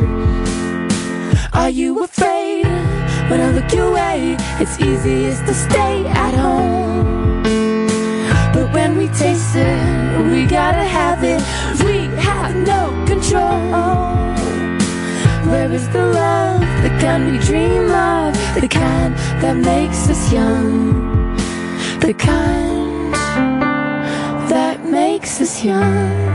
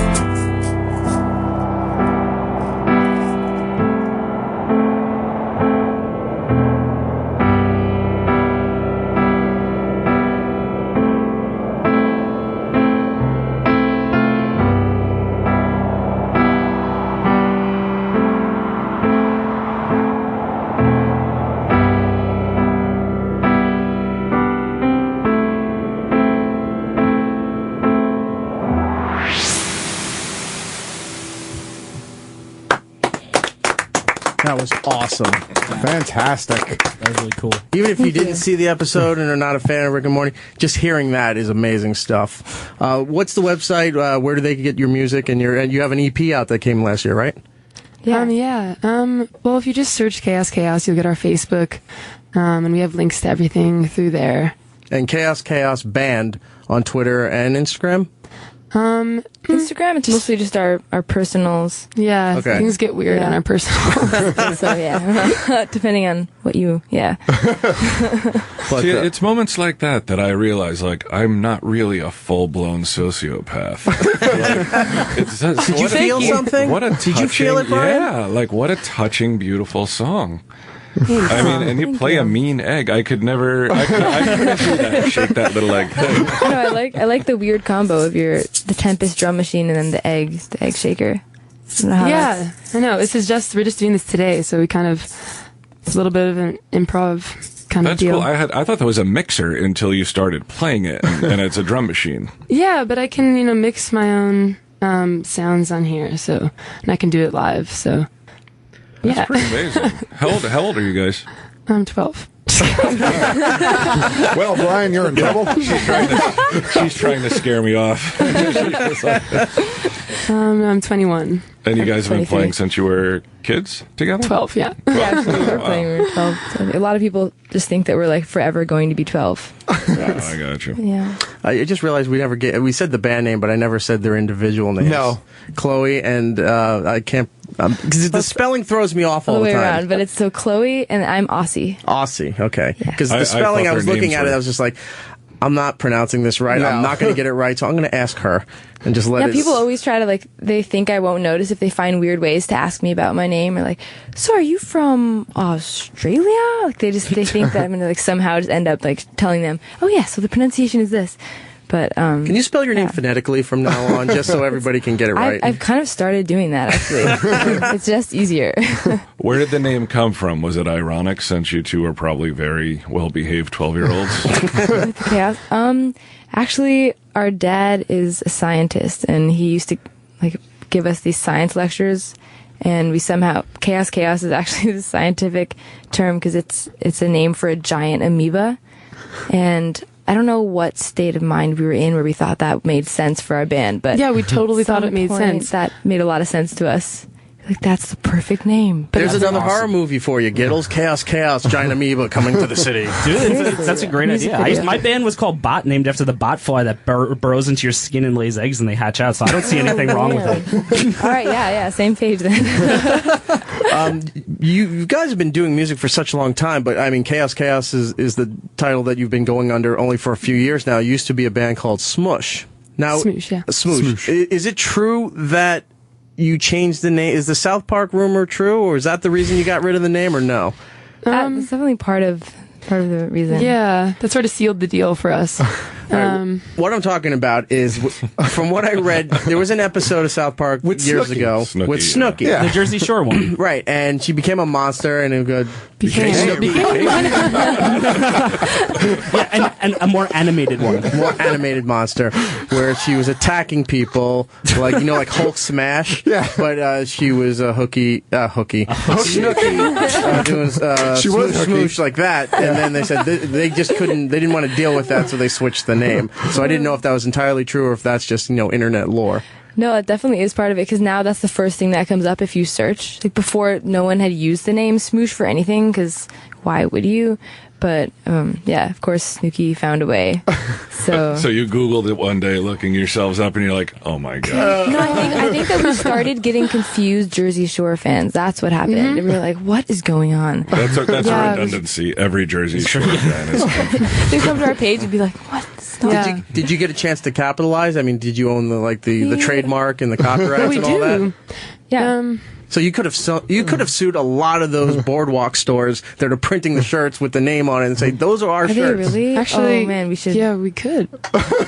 We could still do that. We'll talk about that after. We know a good lawyer. We'll hook you up. Okay. Keep in mind that a lot of those places are mob ruled. So you want to be careful about that. They're not going to mess with an email from Chaos, though. So you've been doing music a long time. Where has your style started to where you are now? When you were with, as you were the other band to Chaos now, where did you start and how did you progress into this? Were you more of a pop kind of thing early on? I think early on, we're from Seattle originally, and we were like super inspired by a lot of the bands in the area, and we loved Sleater Kinney, and I think we were more. I don't like using this term, but people would call us this. We were a little bit more Riot Girl-esque. But now we've just experimented with a lot of different genres and with Smoosh. And as we've gotten older, we've kind of gone in a more jazzy direction at times. And then our last EP with Chaos, we kind of just experimented with, we're like, let's make a pop EP. Let's write pop songs. And now we're kind of going in another direction. Do you look back at your stuff and go, oh, I'm still proud of it? Or do you look back at some of it and go, oh, where were we going with that? I think it usually takes us a little while after we release something. Like, we'll go through this cycle of, like, we're really into it right when we finish it, and then we're just done with it for, like, a year after. And then later on, we're like, oh, actually, that was good. Like, so we kind of go in this cycle with things. But we definitely kind of have it's like this tendency to want to try something different after we do one thing all the way, because you're just so immersed in it when you're like recording and writing songs. So if you are doing pop music, then you're just like living and breathing pop music, and you don't want to have anything to do with it after. Right. At least that's how we are. Yeah, I feel like that's just kind of how we progress as musicians, where we try one thing, go all out and release it, and then what we do next is completely determined by how much we hate what we just released. How do your fans adapt to that? Because a lot of times fans of music, they just kind of want to hear the same thing, except a little bit different. Right. Certainly not, They want to hear a progression, but they don't want to hear a total change of where you were going. Right, yeah. Do you find you lose fans or gain fans, or people they're in there for the long haul? There's some people who I don't really understand who are in there for the long haul, and like Justin for some reason. Justin, yeah, it's great. I don't really know how those people just have a strange taste in music, I guess. But we definitely lose fans and then also get new fans. So it's kind of, I mean, I'm hoping that, like, I don't really know that many people who only listen to one kind of music. And I know when I'm listening to bands, I kind of, like, I do get attached to their sound, but I also like to hear new things from them. So I think we have some of those people who are open-minded, but we try to like ease our fans into our new sound by like we'll like post videos of us playing like as like a warning, like, hey, we're moving towards this right now.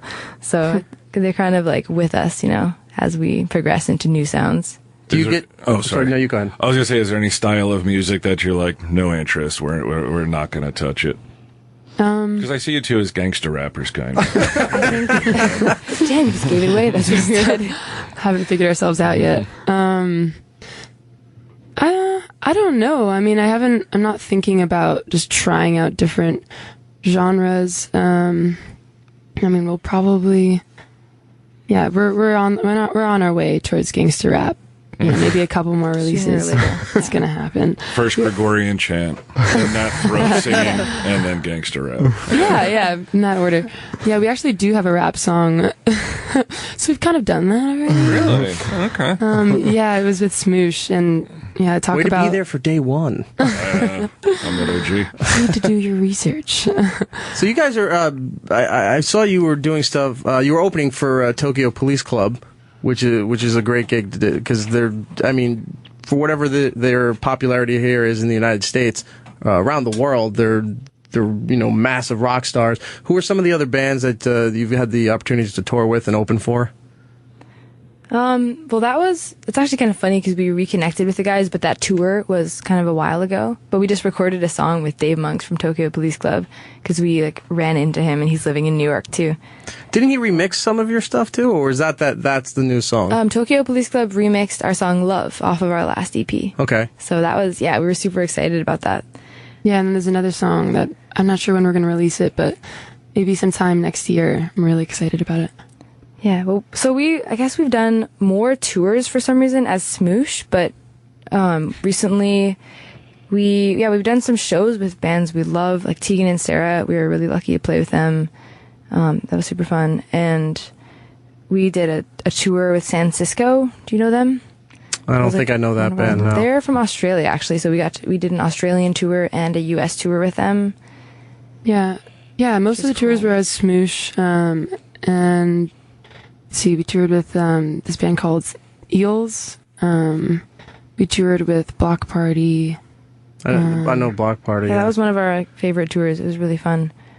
Did you real quick? Did you have your fans have a hard time with the name change? I mean, I know you did it for your own reasons and stuff, but did they have a hard time saying we're not accepting you as this new band? I think some people actually. I think we lost some fans where they didn't know that we changed our name, and because sometimes we'll have somebody that'll come to our page and be like, "Whoa, what? This is Smoosh," and we're like, "Yeah, get with it." Make it up to us. Buy a T-shirt. Buy an album. Speaking of getting with it, do you find you're able to keep up with music today? Like, I looked at my niece who's 17. She wanted to go to the Vans Warped Tour, and I look at the roster of like 125 bands. Right. I knew one name. No Effects. No, I don't even know who that is. It's astounding how many bands are out there, and I'm just not. Have you guys ever heard of King Diamond? King Diamond's awesome. Yeah. Fans of King Diamond by any chance? By their looks, no. Yeah, I would say that. But yeah. No, I'm at that point. I started realizing where that concerts are like it has to be something special. It's just really not for me anymore. I think my concert days are done as far as a big arena concert kind of thing. Maybe small festivals and things around the city and stuff. I'd go and hang out and watch everything. But those bigger shows, I think my days are long behind. But to answer your question about the music, I try to keep up. At least, with satellite, it's kind of nice because you can run the gauntlet. Like, all right, I'm going to listen to Hits 1, which is all the top 40 stuff. And you listen to that for a couple of days and you get the whole rotation of what's out there right now. Then you flip over to Alt Nation for the alternative stuff and you get that rotation and the harder rock stuff over at Octane. So I just run the gauntlet until I've heard everything.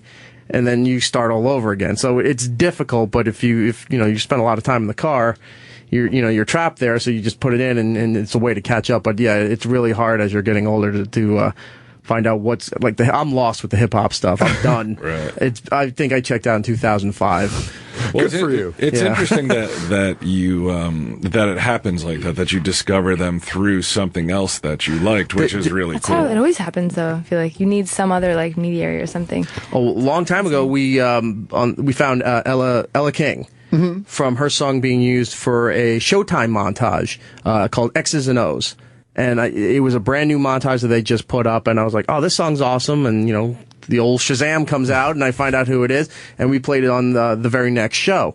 And that's exactly how I'm finding a lot of this stuff, through iTunes commercials, through other commercials. The cool thing I've been hearing lately is there's a lot of weird, disturbing covers, which is something I'm going to try to bring to the show soon. I've been taping a lot of stuff. That they're making weird cover versions to make stuff creepy on purpose. You've always been a cover guy, though. I know. Like, Eric's always been a cover mashup guy. He loves that stuff. But the new trend I'm seeing is that they're taking upbeat pop songs and they're making them really creepy. Like the teaser for the new season of Gotham is a very disturbing version of Hungry Like the Wolf. Okay. And I was just like, it's dark and gritty and everything. And I was like, wait, this is Duran Duran. And then I'm like, all right, now I like it because it's a weird take on it. So that's how I'm finding things. I don't know about you guys, how you're finding stuff. Maybe that's how you can keep up with everything. Like, just listen to the creepy covers of the songs that are really in. I feel like you'll know everything that's happening. I don't like the creepy covers. I don't know. Creepy covers. I don't like the creepy covers. They're just Keeps kinda you up weird. at night? No, they don't keep me up at night. I just feel it's kind of weird. It's like California dreaming. Right, that was for San Andreas. Yeah, I don't know. It's kind of weird to me. What about like say a Marilyn Manson doing, back in the day doing Sweet Dreams, the Eurythmics thing? Like I thought that was pretty cool. Yeah, that was that was unique, but you weren't finding it in the ways that you are now. Like it's not you being used to as a movie trailer or a TV teaser or a Target commercial, which is another thing where they're taking weird covers and doing it for Target. Well, not with that attitude, Eric. Well, Shazam's getting a lot of use lately. I've been finding a lot of stuff, but yeah, that's pretty much how I'm finding music. Would you girls do a Target commercial, or would you consider that selling out? I'm not sure what. Target commercial? Yeah, they want to use one of your songs for a Target commercial. If we could do like a creepy cover of one of our songs or something, just like play it totally different. Another song of theirs I love is called "In This Place." So what if you did that and just kind of targeted it up for You them? like that song? That song is kind of creepy, actually. I'm guessing they wouldn't want Target that. material. I think we're just too creepy for them in general, like without even. Well, that's the way everything's going now. New spring, fall fashions in this place. Back to school fashion. Yes, exactly. Yeah. The band in studio right now, we're talking with Chaos, Chloe, and Aussie. Chaos Band on Twitter. You can find their Facebook. The EP is called Committed to the Crime. Is that correct? All right. Came out in the fall of last year, but you should definitely pick it up or get it on iTunes. It has the song they performed earlier, Do You Feel It, which was featured on Rick and Morty. Do you have another song that you could do for us before we wrap things up here? Yeah. We were thinking about playing a new one, actually. If you guys. Whatever you guys want to that'd do. be awesome. All right, cool. Here they are, Chaos.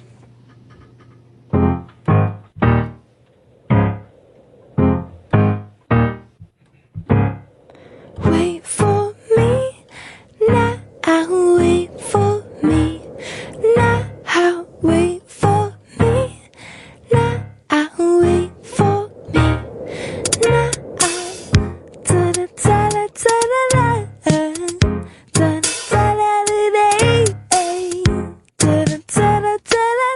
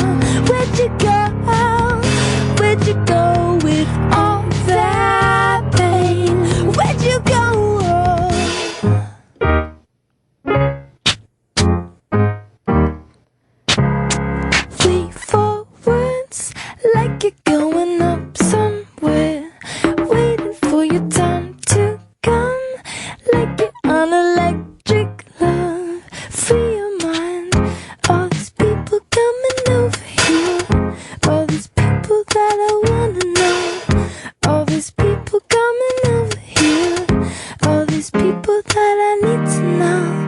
Where'd you go with all that pain? Where'd you go? Where'd you go with all that blame? Where'd you go? I've been wandering round this town like a sign. Where'd you go with all that pain? Where'd you go? Where'd you, no where'd you, no where'd you, no where'd you, no where'd you go? Where'd you, no where'd you, no where'd you, no where'd you, no where'd you go?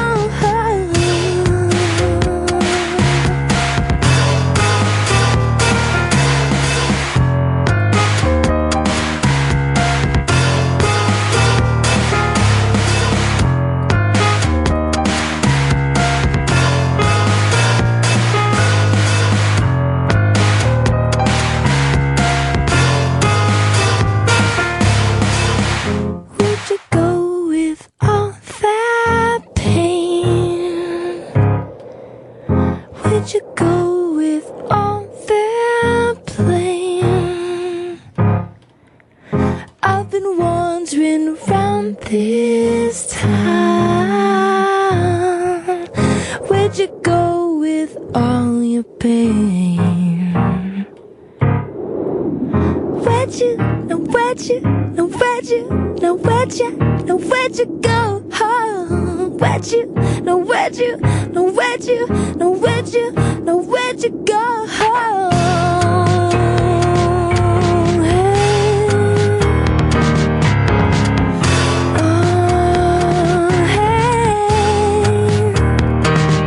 Where'd you go?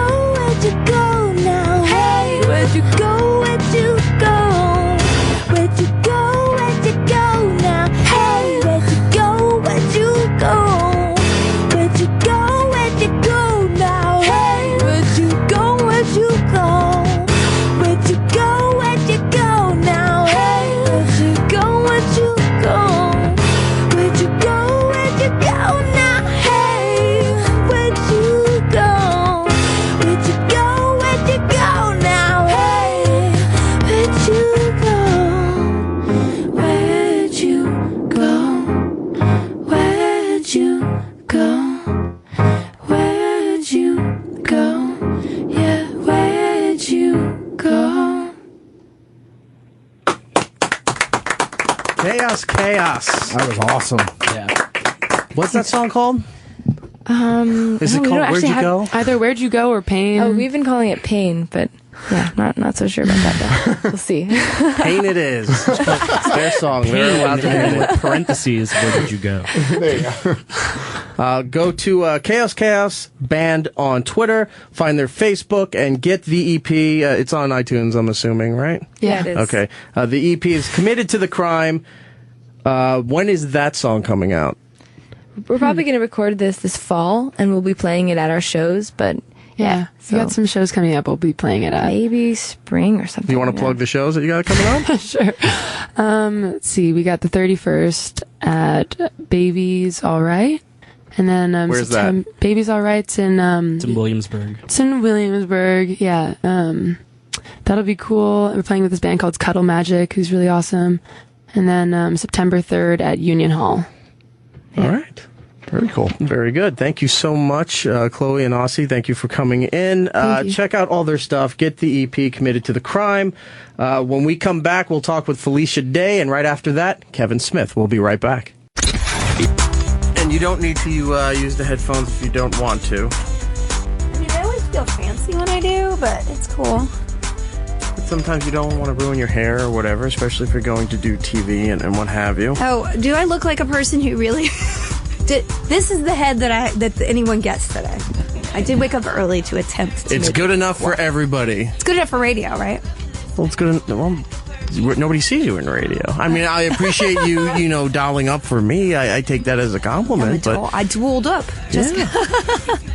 I'm trying to find a photo that I wanted to show you. We might as well just start, ladies and gentlemen. Felicia Day is here in studio.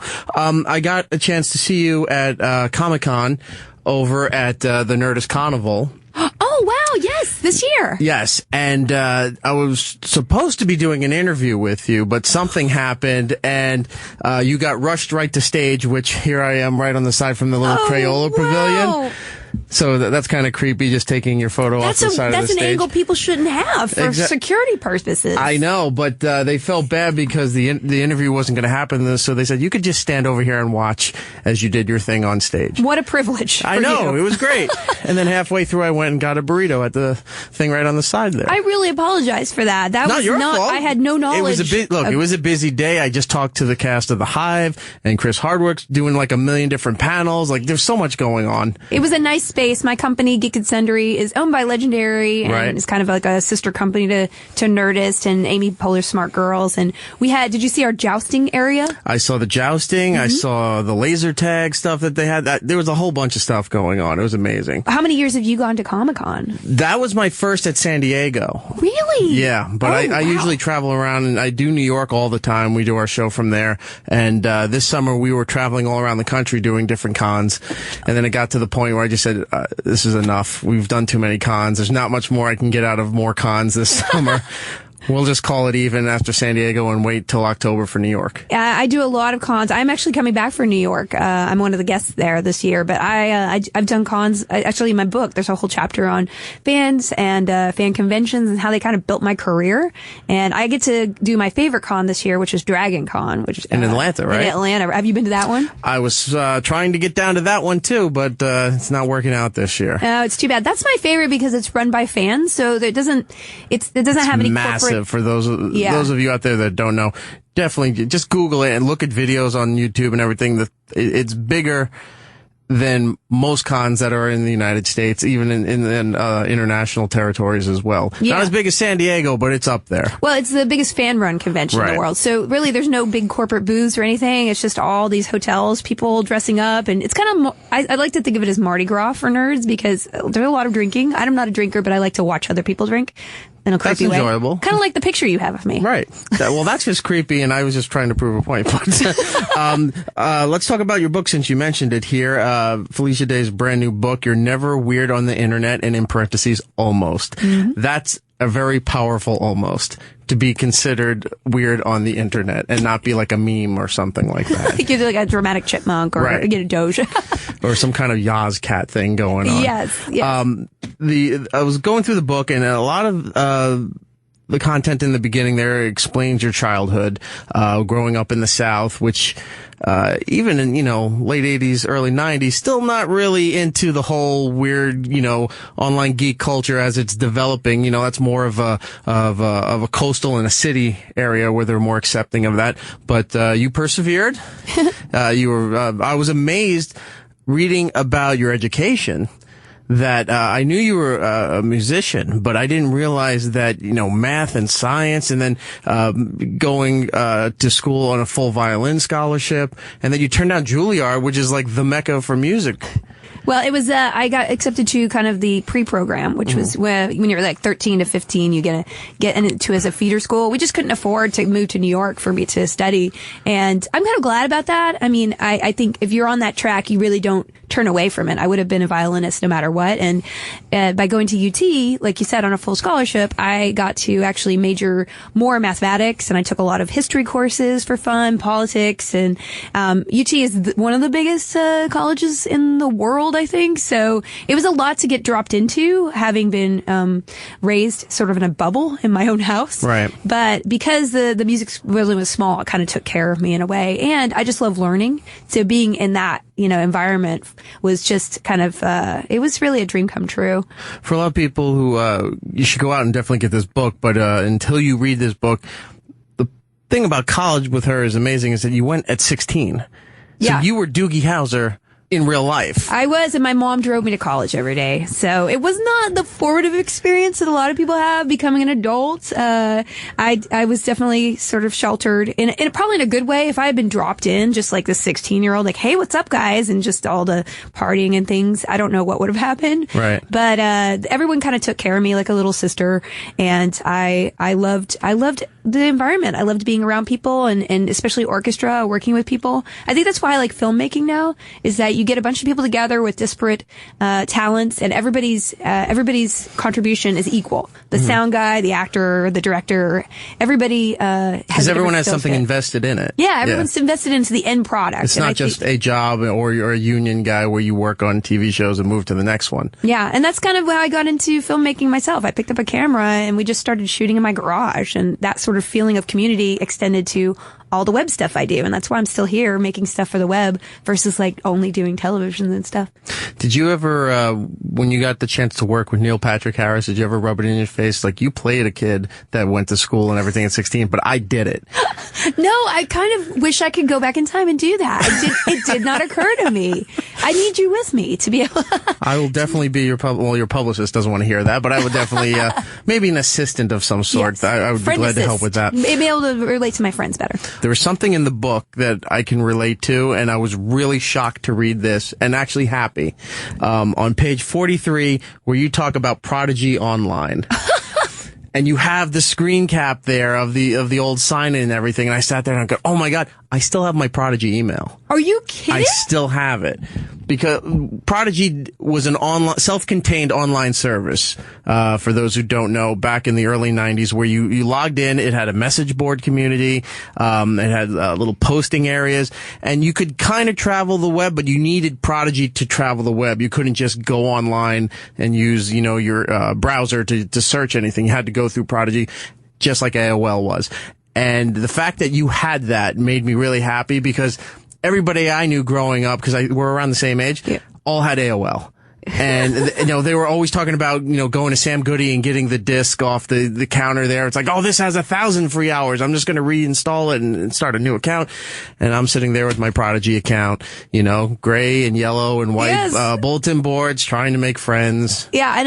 And that was where I met the people who loved the video games that I loved, Ultima. And I had private message boxes. I don't know if you, so basically guys, this is literally the prehistoric days of the internet. And I actually talk about this a lot. Like, that's why I got the career I did, because I was used to desperately connecting to anybody I knew through the computer, because I couldn't do it physically because I was homeschooled.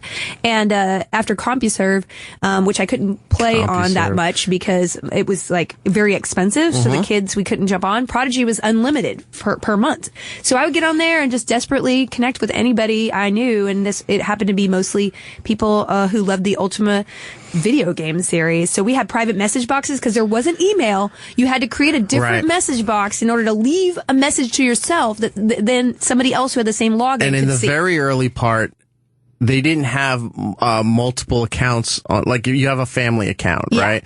My dad signed up for it, so I had to use his at first, and then eventually they branched off where you can have, my mom had her account, I had an account, whatever. But the private message thing was, I would look at radio message boards, because I was really into radio and talking with those people. So when they would write back, it was filling up my dad's message box, and he's like, who the hell is this guy? Who's the hell that guy? What is this? I'm talking about Maniac Mansion, and Commodore game stuff. If you can see, I'm wearing the shirt here. I know, I was going to point that out. Stuff like that. And my dad's like, it's like all these messages, I don't know who these people, he would get furious, not understanding what exactly it was. Yeah. Yeah, no, I did the same thing. Also, you don't want your mom reading your messages to boys that you're meeting on the internet. Sorry, mom. So we would create little private accounts that we'd sort of smuggle and log in. That's exactly the same thing I went through with my mom. Yeah. She's like, stop talking to boys on the internet. Stop.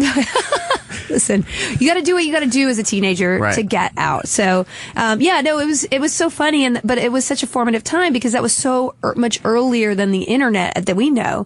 But it kind of trained me that my friends would be online around things that I loved, and that's why I think I do what I do now, which is a geek community that makes videos, but primarily allows people to congregate around those videos and connect with each other. I want to move forward a little bit more. We're here with Felicia Day talking about her book, You're Never Weird on the Internet. Almost. You should definitely go and get it. Talking about when you said making your own projects with your own cameras and building a makeshift staff of friends and whatnot, and everyone's kind of involved with the project here. When you made The Guild, is it fair to say this is the thing that put you on the map? Because you were doing acting, you were on a lot of TV shows and what have you, but the fact that you had a web series, which was unheard of back in, 2007 when the first season, still relatively new with YouTube and things like that, to have a web series and to have that much attention on a televised series on the internet was unheard of. I would say less that it put me on the map, in that I used it to shove in people's faces that this is a map. Yeah. Because really, especially mainstream Hollywood, even today, doesn't really credit online entertainment as legitimate, quote unquote. We're just like reaching this year the time when online stars are being developed for television, or given all these big production deals and radio shows and television and or movies. like the guys from Smosh, they just put out a movie. Just put out a movie, but that's just really new. I mean, those avenues were not open to people who were innovating on the web. It was really kind of more like indie filmmaking before Sundance blew up. I think that's more of the analogy. But because I made my show in my garage with a couple of my friends, bare bones, and so many people loved the show, I knew that this was legitimate. I knew that people needed to pay attention because I was showing a story that never would have gotten done through mainstream avenues, but people were congregating around it. It was important to them, and I therefore wanted to make sure that people knew it was important to pay attention to. So it's been a long journey in web content, but now web content, it's going to be equal to television. The numbers are declining on that, and people are watching stuff on YouTube more. So I think it's all converging to, you can actually move mountains by just starting something in your garage. And I think that's an awesome journey and definitely a core, lesson of my book. You're one of those, to use a hip hop term, one of those OG people that paved the way for everyone else to figure out that not only can you do it, you can also make money off of it down the road if you put enough work into it, and people will come and follow and like what you're doing. You don't have to change yourself to fit an audience. It's like, here I am putting it out there. Eventually people will come around and figure out what you're all about and be like, I like what they're doing. I can relate to that. I'm subscribing to you. Yeah, no, and I think that's beautiful because if you look at the people who are big on the internet and made an impact, nothing that they do would ever have succeeded by going to somebody on television or movies and saying, hey, somebody will like this. They would never have said that gamers are a big enough audience to drive the kind of numbers that they consider significant. Right. And I think, because the internet is the world, you can make an awesome living just by talking to your audience, however big or small it is. Like even webcomics, they are able to support themselves through Patreon and make a living making webcomics because people support what they love. So I think that's a beautiful thing, and obviously is more of a democracy in the kind of content we like. And to me, it's all so much more important to make something that means something to someone rather than trying to please everybody with what you're making. The Guild, like I said, was one of the first things to really show that you could do something on the internet that people would follow and enjoy, making an episodic series and what have you. That first season did so well that eventually in the second season you got the attention of Microsoft, and then they started putting you across all their platforms, which was amazing. But there was if I'm remembering it correctly, there was a bit of a dispute because they weren't paying you or something, right? No, well, for the first season, we made the first couple episodes on our own dime, like, hundreds of dollars. And we didn't have more because we were just actors who were kind of making our way. And I decided to put a PayPal button up on our website that I made from scratch because this was before Kickstarter. And it was kind of on a whim. And surprisingly, people started donating money to us, which was no crowdfunding had been existing at that point. So we actually got through the first season being able to refuse a lot of bad Hollywood deals to make more where they would take the show away from us because people supported us directly.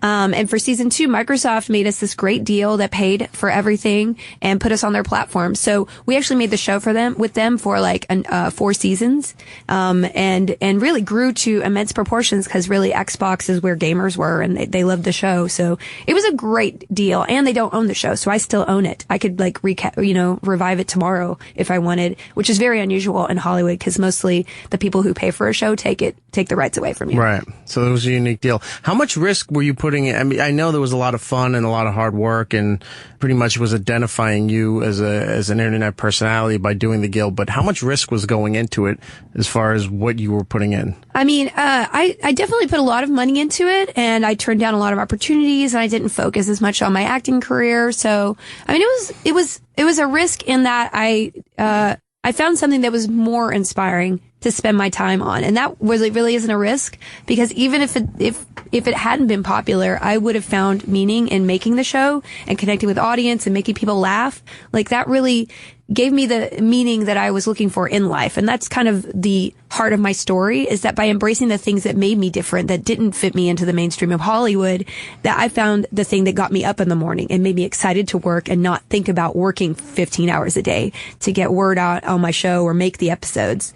So, and I think that's the core, is that embracing the things that make you different is your superpower. Those are your superpowers that will make you happy, and find the thing that you can make a career out of, or just wake up and be happy every day doing. Talking to your audience, the fan base that you have already, with this book, what could you say that they would be surprised to find out about you?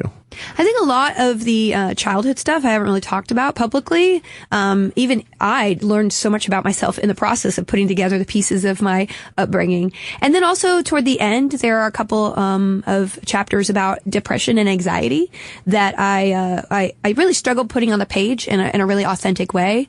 But I'm really proud of sharing, because although you think of somebody you admire and you think they have everything you kind of want and they're fancy, in the end, nobody's fancy and nobody has success without a lot of struggle. Success can be as much pressure as failure. And that's what I learned going through some really dark times in my life.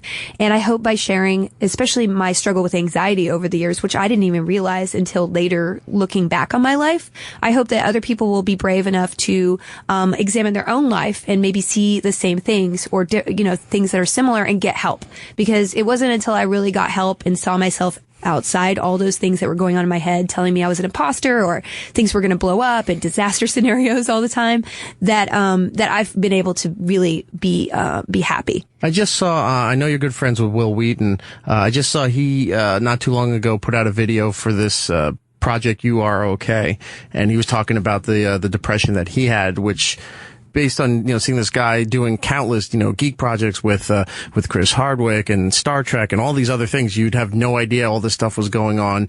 I don't want to say behind the scenes, but inside of him, while putting up the front for what you see in public. Yeah, no, and I think if you read Chris Hardwick's book, he went through amazingly hard times, struggling with recovery and all these things. And I do think the core of it is that no one you see that you kind of admire or aspire to be ever had an easy road of it. And even their day-to-day road being up there, famous or notable, that's not an easy road either. And if you are looking for something external to give you happiness, if you just get there, or if you just achieve this, you'll be happy, I don't think you're always going to be unhappy. So what it is finding that meaning in yourself to accept who you are, regardless of how weird you are or the things that make you different.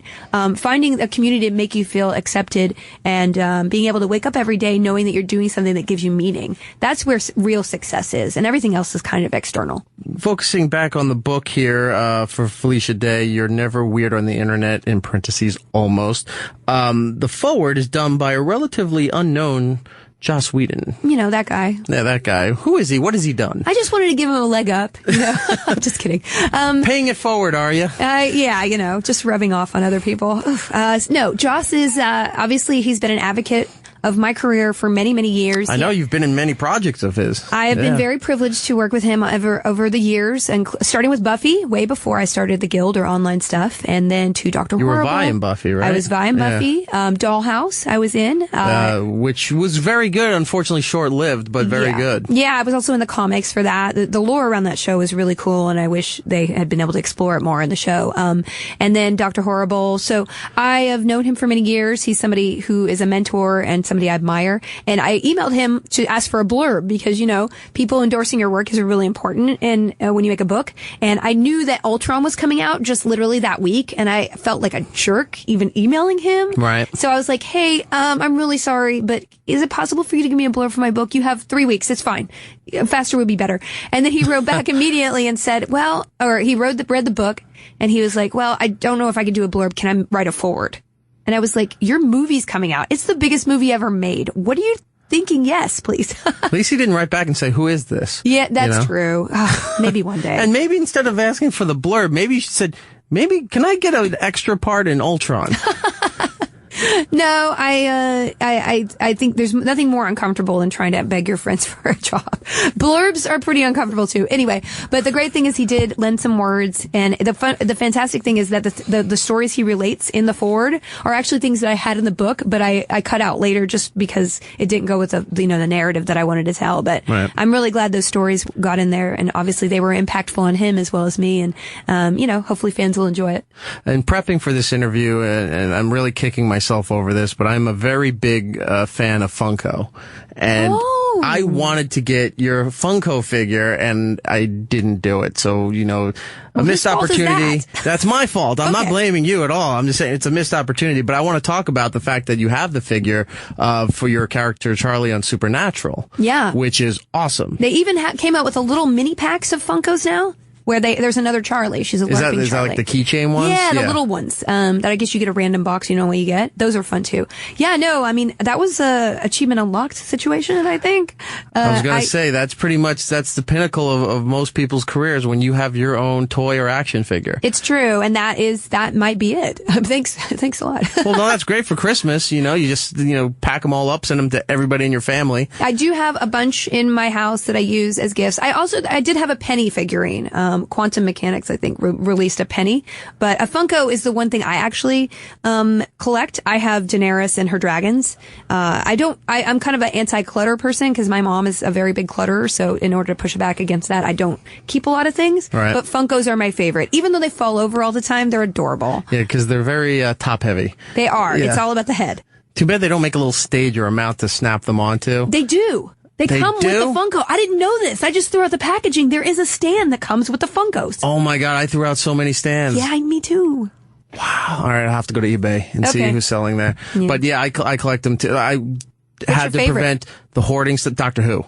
I had to prevent all the hoarding stuff, so I had to focus. I had tons of stuff that I was collecting, and I had to focus it down to two specific areas of things that I was fans of. One is The Simpsons, the other is Doctor Who. Everything else had to go. Everything is extraneous. Yeah, you really have to focus as a geek because you can have a lot of passions. I had Transformers and Voltron and video game stuff, and I was just like, I can't have all of this. Stand for something. Although everybody gives me Funkos now, so I have a lot of extraneous Funkos. At least they don't give you your own Funko. That would be awkward. Yeah. It's like, here's you. My gift to you is you. Actually, in the book, I have a picture on the fan chapter of all the dolls that people give of me.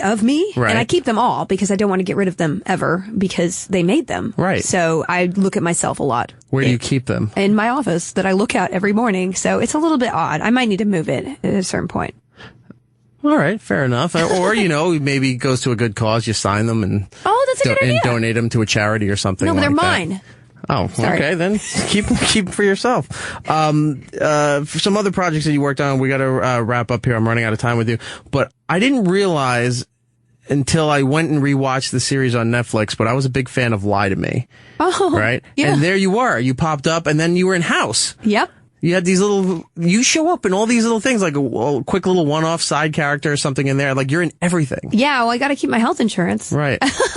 And I do like working. Like, unfortunately, especially with Geek at Sundry, which I'm very fortunate to have a company that makes a lot of web series. I'm not in face-wise, but producing that and making a company run and is a lot of work. And I've had to take a little bit of a back seat in accepting roles the last couple of years. But I'm getting back into that because I sold the company to Legendary, and I get to just be creative officer for that and influence on the top, which is great. And hopefully getting back into my own show that I'm creating for myself, and finding another show like Supernatural to be a family of. And now, being part of the Nerdist family, do they at least give you free clothing, or do you have to buy the hoodie or something? Nerdist and Geek and Center are kind of sister brother companies, so we have all our own hoodies, and we get to take each other's company. So it's hoodies. a swap. Oh, they're swapping. Oh, okay. It's almost like the pin collections. Yes. Yeah. Oh, that's pretty cute. Yeah. We should get into that. I gotta go. Two less quick things. Doctor Who, where are you on that? I love Peter Capaldi. I'm huge. I was a Tennant fan, so Matt Smith, as charming as he is, Did you cry when Tennant left? Yes. All right, me too. And I didn't watch afraid it. To say it. I watched everything on way delay because I was just like, "You're no Who." Right. All right, so good. You're still with that. And then the final thing to end the show here, let me plug the book again. You're Never Weird on the Internet, Almost, a book by Felicia Day, forward by Joss Whedon. If that's not enough to get the book, I don't know what else to tell you. But as we close the show here, I'm going to play this as we end here. But you did an amazing version of Still Alive at PAX in 2008 with... Jonathan, is it Colton? Is that how you say Colton, it? yeah. Colton, right? He's the guy that created the song Still Alive, which is the end song for Portal. Mm-hmm. Big Iconic. Portal fan? Yeah, huge Portal fan. And it's funny because before I sang this, I don't sing live. I have horrible stage fright, and I actually almost threw up right before I did this, so I could not be more frightened when I'm singing this, which I think helps, the song. You did great. Thank you. No, I did. It's a stage fright thing. I can't help it. It's my brain is wired wrong. Well, if you're a big Portal fan, the closest we're going to get to Portal 3 is Lego Dimensions coming out this fall. There's a huge Portal section in there. There's a couple of other games that I'm playing, and I'm blanking on the name of it, but I'll email it to you. All right, please that is do. Portal-ish. Maybe we can be friends on Xbox or something like that. Wow, you're bold. I know. I'm trying. This is probably the last time I'm going to see you, so I'm risking it all. If you friend me, I'll friend you. Awesome. On Xbox. You heard I only it have here. about 10 friends on Xbox too, so okay. You're privileged few. All right, we'll play Portal together. Okay. We'll do the co-op mission on Portal 2. Okay, awesome. That sounds amazing. Felicia Day, thank you so much for your time.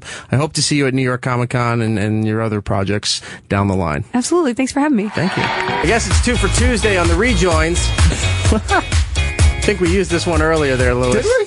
I don't think we did. He's denying it. We used the other wrestling one. You put them both up there. No, the other I one, know, but the other one disappeared. I think this is the one we played coming back for Chaos. We played. I forgot what the other one was, but it wasn't this one. It had how much can we put on it? I don't think it was this one, Lewis. I'm on Team Lewis on this one. Can we put a Ford Edge on it? Oh shit! Are we sure? What's a Ford? Oh, my car. No. What's a Ford? Oh, I think he has a Jeep he could trade you. All right. Well, we'll see. If you're listening out there, if you can go back and see, did we play this rejoin? I don't think we did. See if Biggie Johnson maybe messed up, or maybe I'm just hearing things that I shouldn't be hearing. Sugar, Eric. I don't know. It's the sugar day withdrawal. 10, was it day 10 now? Yes, yeah, I think day it's 10 day and no 10. sugar. Yeah. Sunday was a little difficult, sure, just because of where I was and I what saw I was you doing. shank somebody for Cocoa Puffs. Right, He did. But it's actually gotten a lot better. Good. Well, so, you knew it was going to get better. Yeah, but I was also expecting the worst from it when everyone says when you're, I guess, detoxing from sugar that you get headaches and all this other stuff, and that didn't happen. But I did feel the the emotional levels in a swing. If you checked out Friday's show, if you didn't, it's on SiriusXM On Demand. Thanks to Matt and Giddles for help carrying that show. But that show. Doing the no sugar thing.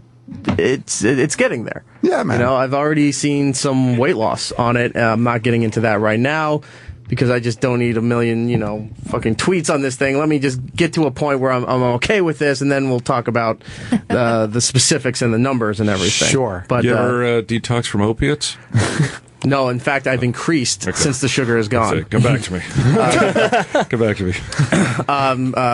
Kevin Smith was here not too long ago, and he was talking about his weight loss and watched Fed Up, which is on Netflix. And Opie's documentary show was also talking about another movie called That Sugar Film, and I decided to watch them back to back and get horrified. And then I said, you know what, I think I'm going to give this a shot and see how it goes here. And so far, I am where I'm at. And it's doing okay. It's better than last week was. Were you watching like ice cream while eating and it's like slowly like looking down See, I at wasn't it? I've never been a big ice cream guy, but when you're at events like SummerSlam or something like that, any kind of festival, water is super expensive, so you kind of rationalize it as far as what you're doing. It's like I'll pay $3 for one bottle of water, but I'm not going to just be doing water all the time. But a soda is like $1.50, so it's all based on your wallet and your desire to have soda. So I stayed away from it, but there's only so much you can do. If you're having chicken tenders, ketchup has a lot of sugar, barbecue sauce has a lot of sugar. So if that's all you get to eat, so be it, and, try to do better the next day. You can't watch documentaries about food and what you should and shouldn't eat, because you shouldn't eat anything. Yeah. Right. So let's follow this up with King of Corn. That's also on Netflix. And learn how the corn industry is in everything and fuels your car. There you go. All right. Before we, I think Kevin's on hold here, but real quick, I just want to make a mention because we're not completely oblivious to everything that's going on here. Roanoke, Virginia. This just happened terrible. Not too long ago. There was 3 hours ago. There was a live news report going on, and a reporter and the cameraman were killed live while doing the piece on the air there. And they have video of it where you can kind of see the guy. Somebody who said he's kind of got and this isn't a joke, kind of like a Michael Myers type outfit, the black with the boots and everything like that. You don't really get to see the guy's face in the video, but right in the middle of I guess it's more of a good-natured piece. I don't know if it was a fluff piece or not, but it didn't look like like a serious news story. And all of a sudden, gunshots start happening. The reporter freaks, the guest they're talking to freaks, and you just see the camera guy kind of go a little forward and then fall to the side. The camera's just laying on the floor, and as it's falling, you catch a quick glimpse of the guy who shot these people. Unbelievable. And when I saw the video, it looks like, and I'm not making a joke, I thought it, those fuck 'em right in the pussy things like that, which are all fake until they started becoming real with people doing the old assault on the media where they jump behind and say things like that. And when you're looking at it, and I was like, this is fake. It's obviously fake. And then some people in the back were showing me like, no, this is real. And then looking at all the stuff Daily News is reporting, every news organization is reporting it, that the anchor, who was only 24, and the cameraman, who was 27, both shot and killed live while doing a news piece there. The hell is wrong with I know it doesn't stop it, but this is one of the reasons that I sort of took a break from the internet and Twitter and all that, because it's non-stop shit like this that gets reported. Yep. Like the other day, I was saying 2 people fighting over this chintzy piece of crap umbrella, and like a lady gets killed, and the guy gets killed, and the lady is in the hospital in the ER, and it's like you look at the Daily News crime section, it's crime after crime of like, what's wrong with people? Yeah, it's like, why would you do this? There's just no explanation. There's no explanation for it. It never ends. Like on the internet, it never ends. Like you have a newspaper, you read it cover to cover, you're like, all right, it's over. Yeah. But the internet, it never ends. There's always a weirder crime and shit like this. And this will be the top news story all day, and rightfully so. But now this is going to does this change the way everyone does the news now? Are they going to, crew's going to either not go out to locations for little pieces like this, which looked like an entertainment piece? Are they not only going? They're not going to go out unless it's a serious news story anymore? Or are they going to have now security crews that go with the film crews to do this stuff? Or do they tighten up, or are they just going to, a few days will go by and it goes back to normal? I think part of that will depend on because I think the guy is still on the loose, right? I don't think he was captured. Yeah, no, he's still on the loose. He's on the loose, right? So I think if they ever figure out what his motivation was, like if his motivation was media driven, you know what I mean? Then maybe you'll see something. If it turns out that he was just a lunatic and these just happened to be the first 2 people he ran into, it might not change it that much. Well, the reason why I'm asking is because it's surprising, and please don't take my words out of context here, but this isn't the scenario that you would think that situation would happen. In the past, it's usually politically driven, when people were getting assaulted and shot like that, or something over money and finance, something like that. It's never usually on a piece this light. Who knows? I mean, maybe he knew the reporter or something. I mean, look, for the next week and a half, 2 weeks, month, you'll be hearing about this, and little nuggets of information will come out. Before the end of the day, you'll know everything about every the detail guy. about this guy. Yeah. So, I don't know. I mean, I got to preface this, and I normally never do this, but I got to preface this as saying I'm not saying like, oh, she deserved it or anything close to that.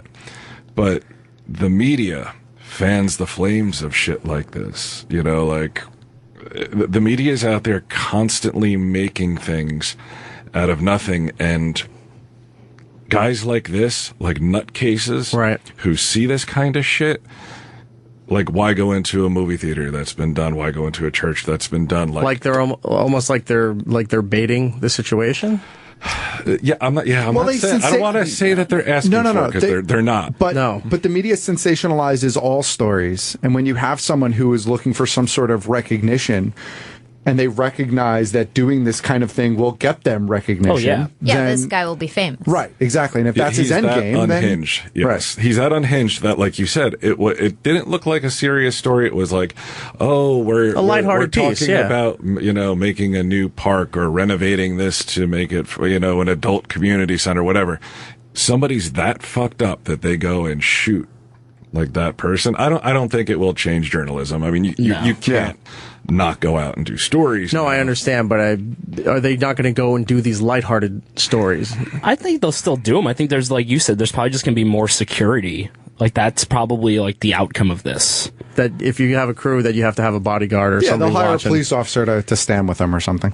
I mean, but this is what happens in the news. It's just, like we were saying, the guy goes into the movie theater and shoots it up, and then a week later, another person does it. It's not coincidence. It's like they're seeing the story, they're feeding off that fame, and they're lunatics. I didn't even think about care. that this could lead to a copycat. Of course. Yeah, why wouldn't it? Like, I'm not saying, I'm just saying that's just like the bleak reality of life right now is that this will probably lead to some sort of copycat thing. All right. Well, that situation, unfortunately, is what it is right now. It's unfortunate, that the cameraman and the reporter were killed. Hopefully, they'll find this guy soon. Like I said, it's going to be all over the news for the rest of the day in the next few days. And there are other operations that'll cover this more in depth and better than what we can do. Sure. But I just felt we should acknowledge it since it just recently happened. And doing what we do, this kind of show where we talk about more of the fun stuff and the things that a lot of people aren't spending too much time on to get people engaged and try new things and things like that. You kind of, in a situation like this, you got to take a step back and say, look, we got to address this. Sure. This is you can't ignore this kind of thing. It also shows, I think, that like just how tenuous your life is. Like that woman did not get up in the morning, go to work, start interviewing this other lady. No. The thought never even crossed her mind, like, that she might even get hurt. Yeah, that she was putting herself in a position to even get hurt, let alone shot. That everything like cosmically came together for this whoever this guy is, this unhinged lunatic, to shoot her for no reason. Right. Likely no reason. Well, we'll like I said, follow the news and everything to see how this develops and if they eventually catch the guy. Let's switch gears here and lighten it up a little bit. Let's talk to our pal Kevin Smith. Kevin's on the phone. Kevin, how are you, sir? It's very important. Good morning, number one. Very important based on that story that everybody lives their life, not just today, but every day, like it's their last. And I don't mean like it's your last day, so go crazy. I mean like loot them all. You leave you leave a house. You say goodbye to somebody that you like. You say goodbye. You don't take for granted. Like, I'm going to see him in a couple minutes. You never know. So that's how I try to live my life. I don't live my life like I'm going to leave the house and going to die. But, there's a chance. You never know what's going to go on. So I try to keep things good with everybody in case of a moment like this. Even when you get in, like, fights with your friends or whatnot, you try to end it quick because I don't always think like, hey, there's somebody out there with a gun who could take us out, although it is America, so that thought is always in the back of my head. But there's, you can get in a car accident, and a comet can hit the earth. You just never know when you step outside the door, or even if you're in your house, what's going to happen. So don't hold grudges. Don't sit there and be like, I've got a long-standing feud. It's just a waste of time. This poor woman and that poor cameraman got up this morning and were just like, we're going to go do a job. And isn't this great? We don't have to really work for a living. We get to do this, and it's news, but it's kind of this light news, and let's go do our jobs. And won't be back again because some animal kind of whipped out a gun and decided to take things one step further than anybody else has ever taken them. So, I mean, you can't safeguard against that. I'm sure you can put a bunch of laws into place that might help, but you can't safeguard against crazy. No. You've got to be prepared in life, man. Be prepared and make sure you're always good with everybody, man. Like, it sounds like a ridiculous thing to say if I'm a 45-year-old man. Call your mother. That's what I get out of that story is like, man, I hope those two people got to talk to their parents before this whole thing happened. It's heartbreaking. Yeah, but I appreciate you guys bringing me on right after. It's a heartbreaking story. I'm sitting here on the phone going like, you're kidding, and I'm reading along online. I had no idea. It's terrifying. I don't want to spend too much time on it, but that's a terrifying story. I heard you guys talking about copycats, but that's the thing that would alert me the most, is somebody somewhere is watching this going, oh, you could do this? I never thought of this before. Yeah. And, maybe there's a problem there. But I'd rather light a candle than curse the darkness, so let's step away from that. And I just want to throw out a compliment. I was listening to Bryan Johnson broadcast. That's a radio man right there. That dude should have, as long as I've known Johnson, man, he's a dude I always felt should have a radio show, because he was kind of the Howard Stern of our bunch. Not only did he listen to Stern religiously and whatnot back in the day when we were kids, but he was the guy that would talk about his life in that way that, like, the best talents on radio would open up about themselves, and you'd fall into that hole going like, oh my, this person sounds just like me. One of the reasons I started hanging out with Johnson in the first place is because I'm just such a weak-willed individual. Like I have no spine whatsoever, man. Like I know some people go, that's not true. You've got a lot of character. I got character, but that's not spine, man. Like I've never known who I am. I've spent my whole life trying to figure out who I am, and at 45, I'm still trying to figure it out. And some days I'm a podcaster, and some days I'm a director, and some days, like, I'm a father or husband. Like, there's a lot of different plates to spin, a lot of roles to play. But I know my entire life, like, I've liked something, and if the crowd was like, that's stupid, I'm like, yeah, you're right, that's stupid, and I put it to the side because I'm weak-willed. But I've always been attracted to strong individuals who know exactly who they are. I gravitate toward those people because I try to steal from them and stuff. Johnson, one of those people. Johnson has always been one of those people that knows exactly who he is and never made apologies for who he was. Like, and not in this way of like, fuck the world, I'm in charge, but just like, I don't care what everybody likes. I know what I like and who I am. That distinctive sense of humor I have came from him. Like, you guys never met Kevin Smith, the real Kevin Smith. Bryan Johnson did, but by the time you all met Kevin Smith, it was Kevin Smith plus Bryan Johnson's sense of humor plus Walter Flanagan's sense of righteous indignation plus sense of, fucking let's talk about pussy. All of that aggregated into who I became. So when I was on hold, as horrifying as it was to hear about the Virginia story, I was just delighted to hear Johnson weigh in, because I was like, my whole life I've been waiting to hear this guy on the radio, because he was born to do it. That's why I was so happy when he started Tell Him Steve Dave, because I'm like, this is what the man was born to do. Share his thoughts constantly and whatnot. He's one of the most interesting, that campaign, the most fascinating man in America or whatever, the most interesting man in the world. Johnson, to me, has always been the most interesting man in the world. So I was so delighted that you brought him on this morning and had him in the studio, man. As a longtime Bryan Johnson enthusiast, Eric, I appreciate you having him on. I think he's saying he's a fan. Oh yeah, big fan. I was happy to hear him say that, because when he first said radio man, I thought he meant like the dude that rides a bike around with the radio on his neck. Standing outside your window, like, say anything. The 80s boombox. He meant a ham radio man. Brian's been on the show a few times now, and every time that he's come on, their fan base of Kevin Smith, the fan base of Tell Him Steve Dave, and comic book men all just, come right to the forefront there through social media and the phones. Brian has always been very entertaining, and he's looking down at the ground. I think he's not enjoying the fact that we're all just like, why are they all talking about me? Why is it pleasant? Go back to talking about him.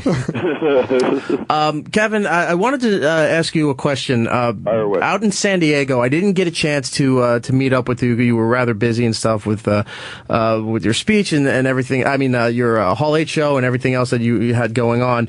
But one of the big things that did come out of San Diego was you had a vinyl figure made by can you throw that over here? Thank you. Art Asylum, Diamond Direct. Yeah, by Diamond Select Toys here. And there was a lot of social media about it, like they were placing the figure in different spots around the con and telling you where to go and get it. And I think by the second day, these were already gone. They were already sold out, along with that green Enterprise, which I don't know what that was. But we were looking at the figure here, and we're like, oh, this is pretty cool. And Kevin, last time he was up here, was nice enough to sign one that we're going to give away to somebody. But Brian pointed out, he's like, did you read the inscription in the back? And I said, no. And he goes, read it and tell me your thoughts on it. And I have to ask you, the description of your figure, did you have a hand in writing this or no? Yeah, I wrote the text. Oh, you did? Okay. Originally, the text was very, complimentary. Kevin Smith is, an accomplished filmmaker. It's very complimentary, very nice and stuff. But, when there's a figure of you, you're already a target where, people are like, you fucking fat jackass. How dare you be celebrated by somebody else? Right. We were reading the inscription. I'm like, this looks like, all the critics of Kevin made their own toy and said, look what an asshole this guy is. Buy this toy. No, I was happy to write that. Once I saw the original text, I was like, can I take a pass at it? Chuck's the guy that runs Diamond Select Toys, really great guy. And he was like, yeah, go ahead. And so I wrote that thing, and he was just like, boy, you don't like yourself. And I was like, no, I do. I just, in a world where they're buying a figure of me, at least try to give them a giggle or something like that. But my biggest objection to the figure is not that. It's if you look at the figure, it has no bald spot. I have a giant bald spot in real life. And when I look at that figure, he has a full head, like a lion's mane of hair. So I look at that little plastic toy with so much resentment because I'm like, this is a lie. It's not true. Well, I think it's just paint, so I think it can be fixed with like a strong number 2 eraser or some nail polish remover. I'm going to grab a Band-Aid, flesh-colored Band-Aid, and just make a little yarmulke for him. Were you surprised that this thing did so well? I was delighted, man. I guess I was kind of surprised. I always assume that people are going to die with crate loads of our merchandise. Well, like years ago, after Jay and Silent Bob Strike Back, and Brian will remember this, Graffiti, who we made a lot of stuff with, Bob Chapman, another great guy, he does our little Buddy Christ statues and stuff. He wanted to do Blunt Man and Chronic figures, articulated leather coats or pleather coats and stuff, real hair. And we did them, and it was like by the time they were done, Jay and Silent Bob Strike Back had already come and gone. It was on video.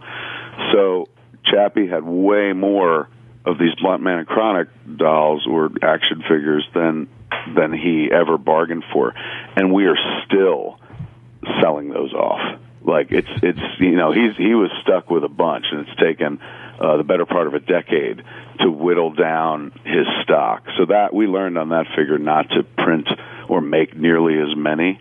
But, it doesn't always sell. My stuff doesn't, trust me. You go to any retailer and be like, hey, man, does Kevin Smith stuff sell? And they'll be like, only if Kevin Smith buys it. I bet the Cockknocker figure is selling quite well, though. It's got it, right? Like, it's an awesome figure. Especially when he's at the signings. Yeah. Totally. And you never imagine, it's a figure you never thought you'd really see, where you're like, oh my God, I can't believe I've got a Cockknocker figure. It goes beyond that. I was in the stash the other day, and my hand to God, I saw a father buying his 8-year-old daughter a Cockknocker figure. Now that's something I thought I'd never see. She's got to learn somewhere. Yeah, it's little things like that, man. Like, I'll never win an Oscar, and why would I? But I got that, you know what I'm saying? And that should be an extra on Comic Book Men. Totally. That is a little moment. That totally could have happened on Comic Book Men. I wish that would have been shot. But little stuff like that makes it worth it, man. Where, you hear a story about, like, some dad brought his 8-year-old kid, his daughter, a Cockknocker doll, and you're like, I've won in life. Yeah, it does give you hope for the world. Yes. I was just happy to see how well this thing did because, for these kind of figures, right now you're living in a Funko world where, they're dominating as far as vinyl, any kind of vinyl figure goes. They're tremendous. Like, honestly, those Funko Pops might be the thing that drags me back into regular collecting because they just keep making them, and every one they make is like, oh, that's cool too. Oh, that's cool too. These would look amazing on my shelf. So yeah, Funko Pop did a Jay and Silent Bob, and they're beautiful. But I kind of dig what Chuck has done with these things. Are called, they make mini mates. These are called Vinny mates, vinyl mates, or whatever. So we're doing a whole line. The first one is me. I think the next one is Jay. So there's a 2-set. It's like podcast toys. We call it podcast action play set. So you can sit there and have the adventures of 2 dudes sitting at a desk recording. So I'm one. Jay is the next one. Ralph Garman is the next one. After that, I do Hollywood Babylon with him. And I told Chuck, I was like, Chuck, tell him Steve Dave, they have their own army. Like, honestly, if you make 50,000, they will clean out 50,000. So the boys will be next as well. Tell him Steve Dave, which would be Brian, Walt, and Quinn. You mentioned the mini mates, and we have a couple of them right here on the console, and we're looking at it, which we'll also give away later. It's signed by everybody from Comic Book Men. But I do have to ask why Bryan had to buy his own. It's a rite of passage. Every person lucky enough to get their own action figure should have to purchase it at least once. It's a right, and it's a rare. That's breathing rare air, man. Think about it. When you were a kid, all the Star Wars figures, or all the Batman figures, all the G.I. Joe figures, all the action figures, the toys you ever had, and then you never sit there and go like, could you imagine if I was one? And one day this fool grows up and there's a Vinny made of him. There was also, we did the animated series, the in-action figures. The in-action figures, and as Steve, Dave, and Walt the Fanboy. So they've already been in figure form already. That was honestly like one of my proudest achievements in life. The day that Chappie was like, hey man, we're doing Bryan and Walter. I was like, Bryan and Walter are going to have figures? I dropped the mic. I'm done. When I walked into the stash, I didn't even know they were making the Mini-Mates. And I walked in and I was like, oh my God, look at these. And my second thought was, I wonder what Walt's cost is, because there's no way he's giving it to me for his cost. But how much of a percentage is he going to get me for? Yeah, it was. I remember the first person to find out, I think, after me was Ming, and he was obviously most excited. Mostly because his figure is like actual size, but that was, I think, for him. Like at least Bryan and Walter, had the jaded kind of. We've had in-action figures of ourselves, but I don't think Ming and Mike ever imagined in a gazillion years there'd ever be a toy of them. So they're ecstatic, Ming particularly. I also, real quick, want to say that I love that Kevin's involvement with toys is growing, because not just the figure, but you did one of the boxes not too long ago. Like I'm trying to remember. I think it was Nerd Block. Nerd Block, yeah. I love that guy. I love that guy and his company, man. He started a Shirt Punch, which now they offer like 4 different shirts a day, 24 hours. They got a clock, and you order it, and once it's gone, it's gone. Let's admit why you like it, because it's a Canadian company. Number one is Canadian, so I support all Canadian companies. But number two, what I love about it is I met the guy years ago. He's a great dude, and we've done stuff with him over the years. But he was this dude. I mean, I feel maybe I shouldn't tell his story, but I'll tell a smaller version of it. He was a guy who had a job, man. Like, he was going to school, and he was married, actually. And one day he was like, I love this idea of like changing T-shirts every day. I think I could kind of pull this off. And so he creates this thing where, he puts up a T-shirt design for 24 hours, and whoever orders it, he puts it on T-shirts, sweatshirts, hoodies, whatever. And so he does it, 1 or 2 times, and he gets a bunch of orders, like substantial amount of orders that he can't even process. And he realizes this could be a thing. And his wife at the time dissuaded him. She's like, well, I don't like this. We should just be going to school, not concentrating on this. And eventually told him, like, if this is what you want to do, I don't think we should be together. And he was like, I wound up losing my marriage, and not in a way of like, I'm going to steamroll over it. He was just, I just saw the future, and, she didn't want to go with me, I guess. So he built this company by himself with a couple friends, and all he did was sell just a different T-shirt every day, 24 hours. He'd find people online, do designs and stuff. Then he started adding more T-shirts, two a day. Now I think it's up to 4 a day. And then he diversified out with the Nerd Box, which is, basically a subscription service. You join up, and every month they send you a box full of cool stuff. So I've watched this dude go from a guy who was like, I got a good idea to do a T-shirt online and sell it, to probably one of the wealthiest people I know at this point, and most prosperous. Like, I've watched a business go from nothing to so diversified. With the last conversation I had with him, he's like, in 2 years, I think we're going to be ready to start financing films. That's a guy that just chased his dream, to the point where, some people in his life, even the closest people in his life, are like, why are you doing this? But he felt the call and built something out of nothing. I love people like that, self-made like crazy.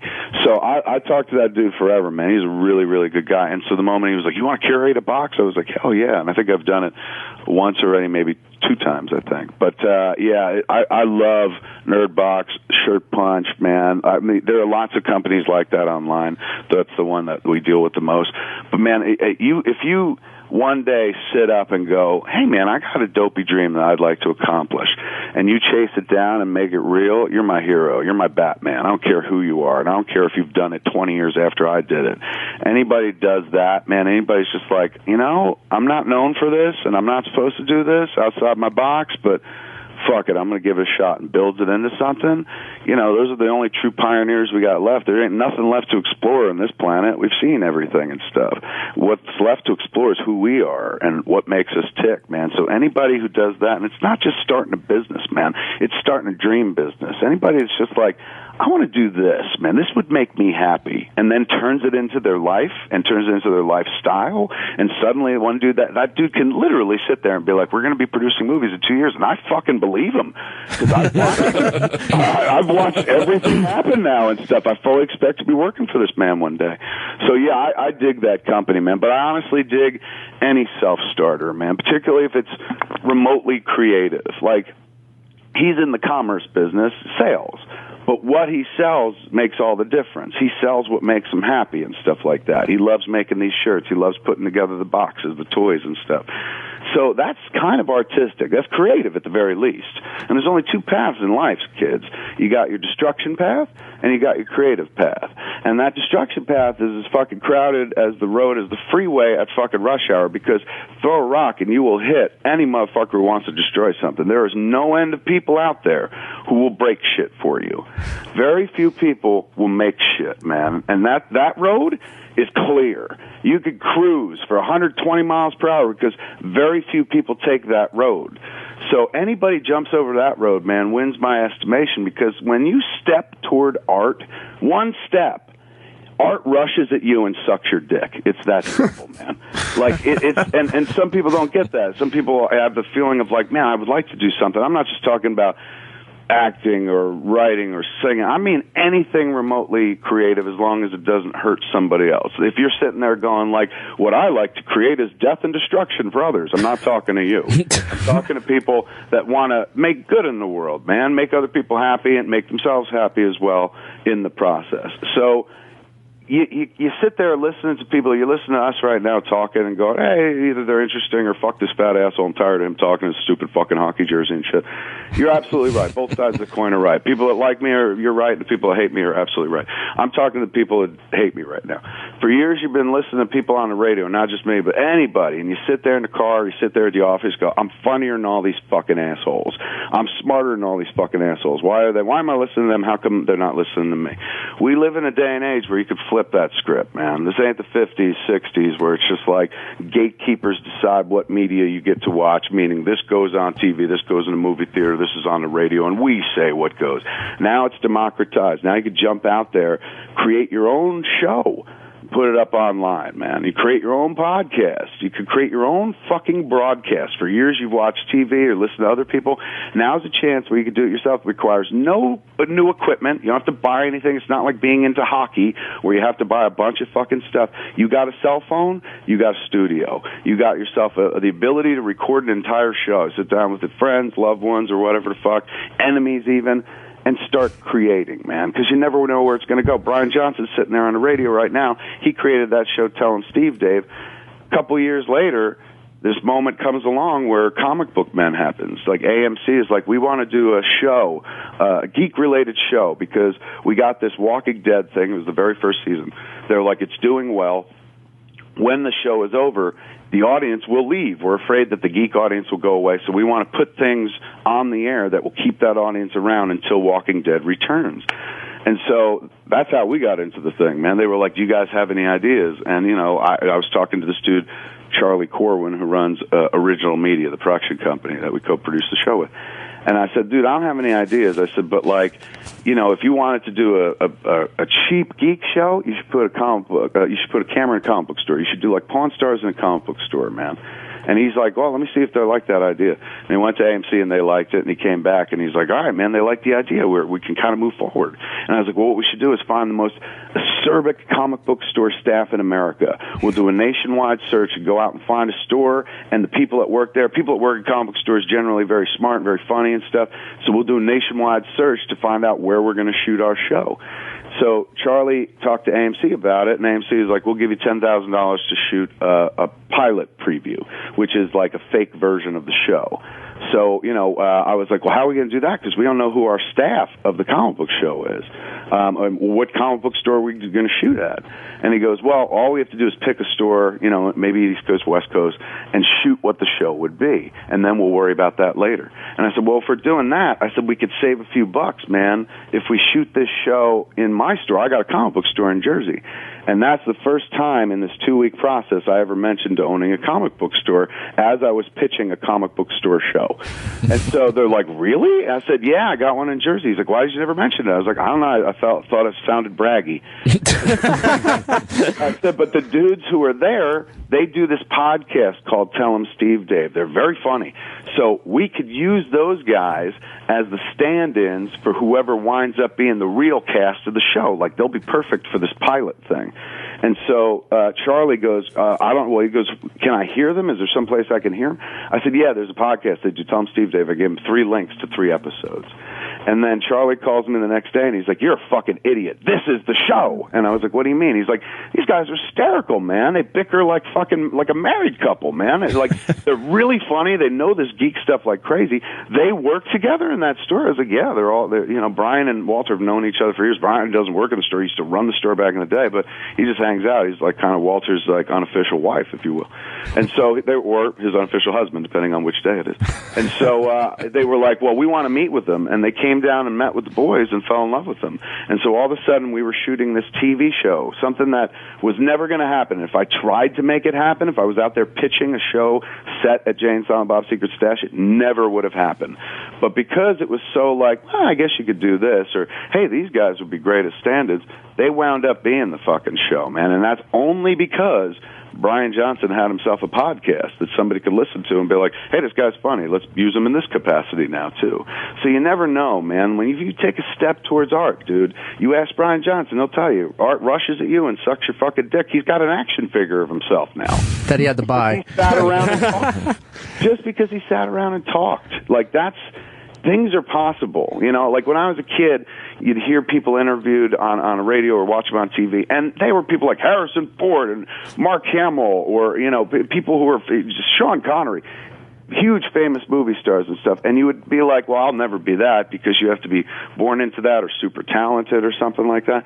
But now you live in a world, man, where you can become something high profile in the media without even going to school, man. Johnson, you didn't finish college, did you? Neither did I. I did not. And we also didn't come from an environment where our parents were like, go for it. Oh, no. I was raised in a house where my father, who I love dearly, was like, see that mountain? Never climb it. Very, very upfront. Matter of fact, we were not dreamers. We were not raised to be dreamers. The town, and I'm not putting down our town. Stop achieving. The greatest town to grow up in America was Highlands, New Jersey. Made us who we are, but it was not an encouraging bouillabaisse where people were like, you could be anything you want. Most people were just like, sit down, shut up, you're not this. You're going to be this forever. You live downtown. I live downtown in Highlands, so I was called like a clam digger and a scumbag most of my life simply because of geographical location in the town. But, that made me who I am. I love that town. I still go back all the time. And with my mother now, particularly. Like, I drive around with my mother in Highlands because she loves it. Because I'm like, hey, this is where we did this. This is where we did this. And if you're driving around with your mother and telling her you remember everything she ever did with you as a child, that's like giving your mom a vibrator and a porno tape. It gets no better. She's like, oh, this is pleasure beyond pleasure. It makes for a bountiful Christmas, too. And an awkward Christmas. Very awkward Christmas. What you were just saying about the podcast stuff, and it's one of the reasons that, let me kiss your ass for a tiny bit here, that I've always admired what you were doing with the podcast stuff, because Smodcast, was one of the first podcasts to take off when the medium was really starting to, people were figuring it out and getting traction and whatever. And we used to actually have Smodcast for a while on this channel, and I've never not followed it. Like, I've been there since day one, and it's my go-to every week. I'm looking for stuff, but Kevin's always so busy that you're lucky once a month you get a Smodcast now. Yeah, but this year's been bad. Scott got a job, like a real career. So he actually works more often than not. And so a few times, more this year than any other year, there have been weeks where he's like, I can't get over there. I can't do it. So I wind up putting up something else, or we don't put up an episode. But I love doing that show. Like, we started it because, I was like, hey, we don't get to hang out anymore and talk and fool around like we used to, just joke and stuff because we're always working. Let's do this thing where we sit down once a week. I've heard of this thing called a podcast. Ricky Gervais had one. I hadn't heard it, but I heard what it was, and I was like, I like this idea, man. It's like doing a commentary track on a DVD or Laserdisc. There's just no movie. I said, so let's sit down and we'll talk to each other once a week, man. Just joke around the way we used to outside of work, got nothing to do with movies or anything. So we've been doing it now. We started in 2007, so it's been 8 years. And when we started, like, if you looked at the iTunes podcast chart, it was like us. It was This Week in Tech with Leo Laporte. It was, NPR. Bill Maher's, Real Time had its podcast after show podcast. Happy Tree Friends, the cartoons about the animals. Oh, Happy Tree Friends is great. So great. And that was the landscape back then. Like, it was, wide open and stuff. So we jumped in even before, like, Adam came over and before, Mark figured out, what his purpose in life was with WTF. It just appealed to me because I was like, wait, I can have my own show. Like, my whole life I've loved radio, man. Loved listening to the theater of the mind, word picture association. That's all you get with radio. It's not like, here's a picture and here's a series of pictures of cops chasing a villain or something like that. Somebody sits there and tells you a story, man, just like when you were a kid, just like way back when we sat around fires and told each other what happened and stuff. It's oral tradition, which sounds sexy, but really, it means it's just kind of talking and stuff. So I've always loved it, and the idea of, like, I remember when I was a kid, I was like, man, one day I would love to own my own radio station, with its own little antenna. There was a station near us called The Rat, which I was like, man, wouldn't it be great to one day own that? You get up and say whatever you wanted, get on the radio and just speak your mind and stuff. So when these podcasts were introduced, that right away I fell in love with that. I was like, wait, I can have my own show and I could just say whatever I want. I could do like what they've done on the radio forever. Oh my God, I'm in. And you've had a lot of successful podcasts. I mean, between Smodcast, Fat Man on Batman, Hollywood Babylon is very popular. Touring with Jay Muse for Get Jobs, Get Old. And one podcast in particular that I want to touch on real quick that I've become a big fan on is Talk Salad and Scrambled Eggs. That is, I love that podcast because it represents, like, I go out there and tell people, go record a podcast, before they figure out how to charge you for it or regulate it for the government, FCC's it, and you can't say whatever you want and stuff. I was like, there's no gatekeepers right now. It's like ham radio with personality. You can get out there and you can have your own show, get on a microphone, blah, blah, blah. So I like to encourage people to do it all the time. And I always use the example of, like, you don't have to do an entire podcast about all the Teenage Mutant Ninja Turtles. You can just do one about just Leonardo, and you'll get to 100 episodes before you're like, Donatello was a bitch. And so it's just a dopey example of, like, you could talk about anything. This podcast, Talk Salad and Scrambled Eggs, is the living embodiment of that. It's so ridiculous, but when you get a chance to feel it out and listen to it, you're like, why hasn't this been done before? Me and Matt Myra sit down, and we've been doing it now. We just recorded episode 10. We were watching every episode of Frasier, two episodes of the show per podcast, and then just doing commentary tracks that nobody ever asked for. So the first half hour of the show, we don't really talk about Frasier. We just talk about everything else. And then when the show begins, we talk about Frasier, but we also talk about TV history and writing and why we do what we do. Matt, was transformed by the Dick Van Dyke Show as a kid because he was like, you could write comedy for a living? Like, these people sit around and they tell jokes to each other and that's a job? And so he gravitated toward the entertainment industry based on what he saw, on the Dick Van Dyke Show. So he loves sitcom writing, is a big aficionado, and so the show winds up being really interesting. And on one level, you're like, well, I don't give a fuck about Frasier. If you're one of those people who's like, I don't care about fucking Frasier. Oddly enough, it's a show that will make you like Frasier because it kind of introduces, sometimes people hard sell you on something. We're not hard selling, man. We're just like, hey, we're going to talk while this is happening, and I bet you'll like this show too. And it's crazy. What's so satisfying to is seeing all these young people on Twitter, people in their early 20s going like, I'm kicking back with Frasier. These fuddy-duddy sitcom. You were born when that came on. No doubt, man. You were conceived to Frasier. They were just cum stains when Niles made his first joke. When you were saying about Matt and the Dick Van Dyke Show, I think that was the episode that I was thinking about where you guys talked for a while, then you started the episode, and then at one point you go, oh crap, there's 10 minutes left in the show. We haven't even talked about the plot and what's going on. That's the best. I mean, that's the beauty of the podcast is you don't have to, there's no agenda. You wouldn't get that on like the morning news. They're like, hey man, we got all these things we got to do. We can't screw around and stuff. Or even on a morning entertainment show, you wouldn't get that. But you can be so nimble in podcasting because it's free. Nobody's getting charged anything. So at the end of the day, you could always stand behind, what do you want? It's free. So in that way, you get to be experimental. You get to talk about whatever you want. And it's just, like everybody listening to this show for years, they know. It's like sometimes the recipe is so perfect and you could just listen to four strangers talk for hours and you won't even get out of your car. You're on your way, you're at work, and you're like, I'm supposed to be at work 15 minutes ago, but fuck, I want to hear the end of this conversation, man. Because we love to hear people talk. We love to hear people exchange ideas and stuff like that. Yes, we like to watch things, and yes, we like to fuck, but we love to hear people and hear their ideas because it's how we figure out who we are. We gauge who we are against listening to others. Go like, do I feel like that? Am I that? Am I normal? Am I abnormal? And stuff like that.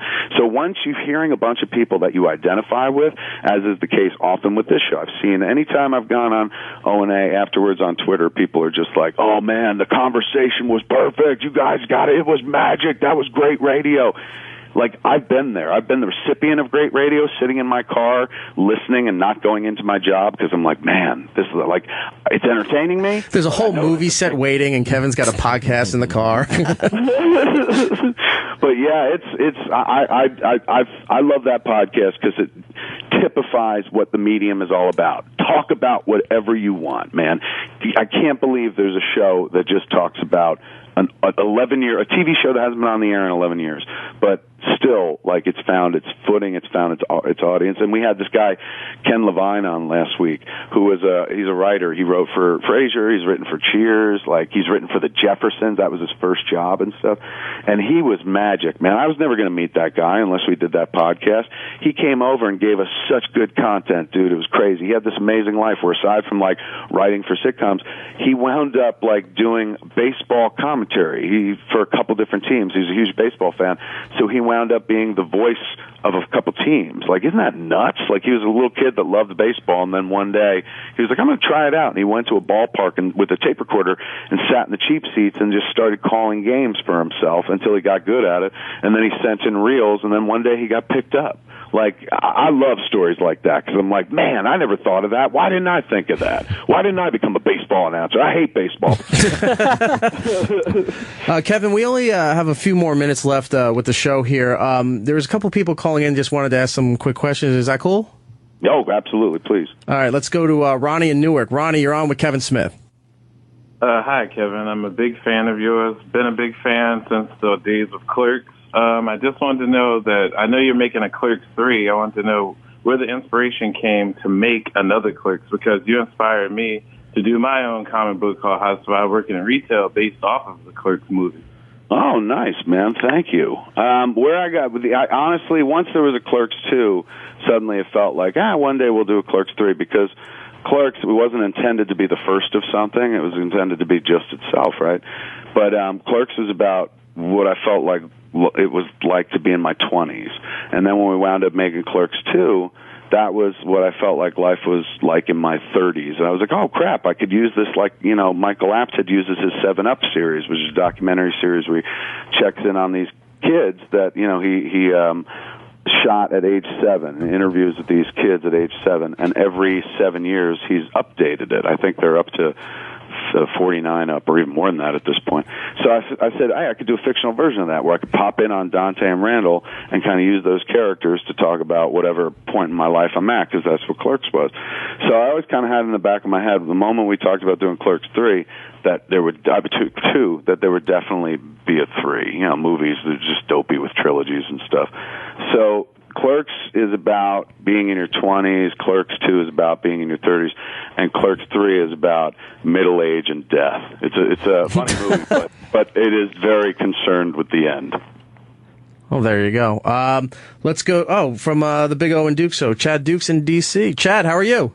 Oh, A-Rock show sounds great. Thanks, man. Doing wonderful. Kevin, tremendous fan of yours. The fact that your motor allows you to be successful kind of outside the machine and impose your will on people is very, very impressive. So, I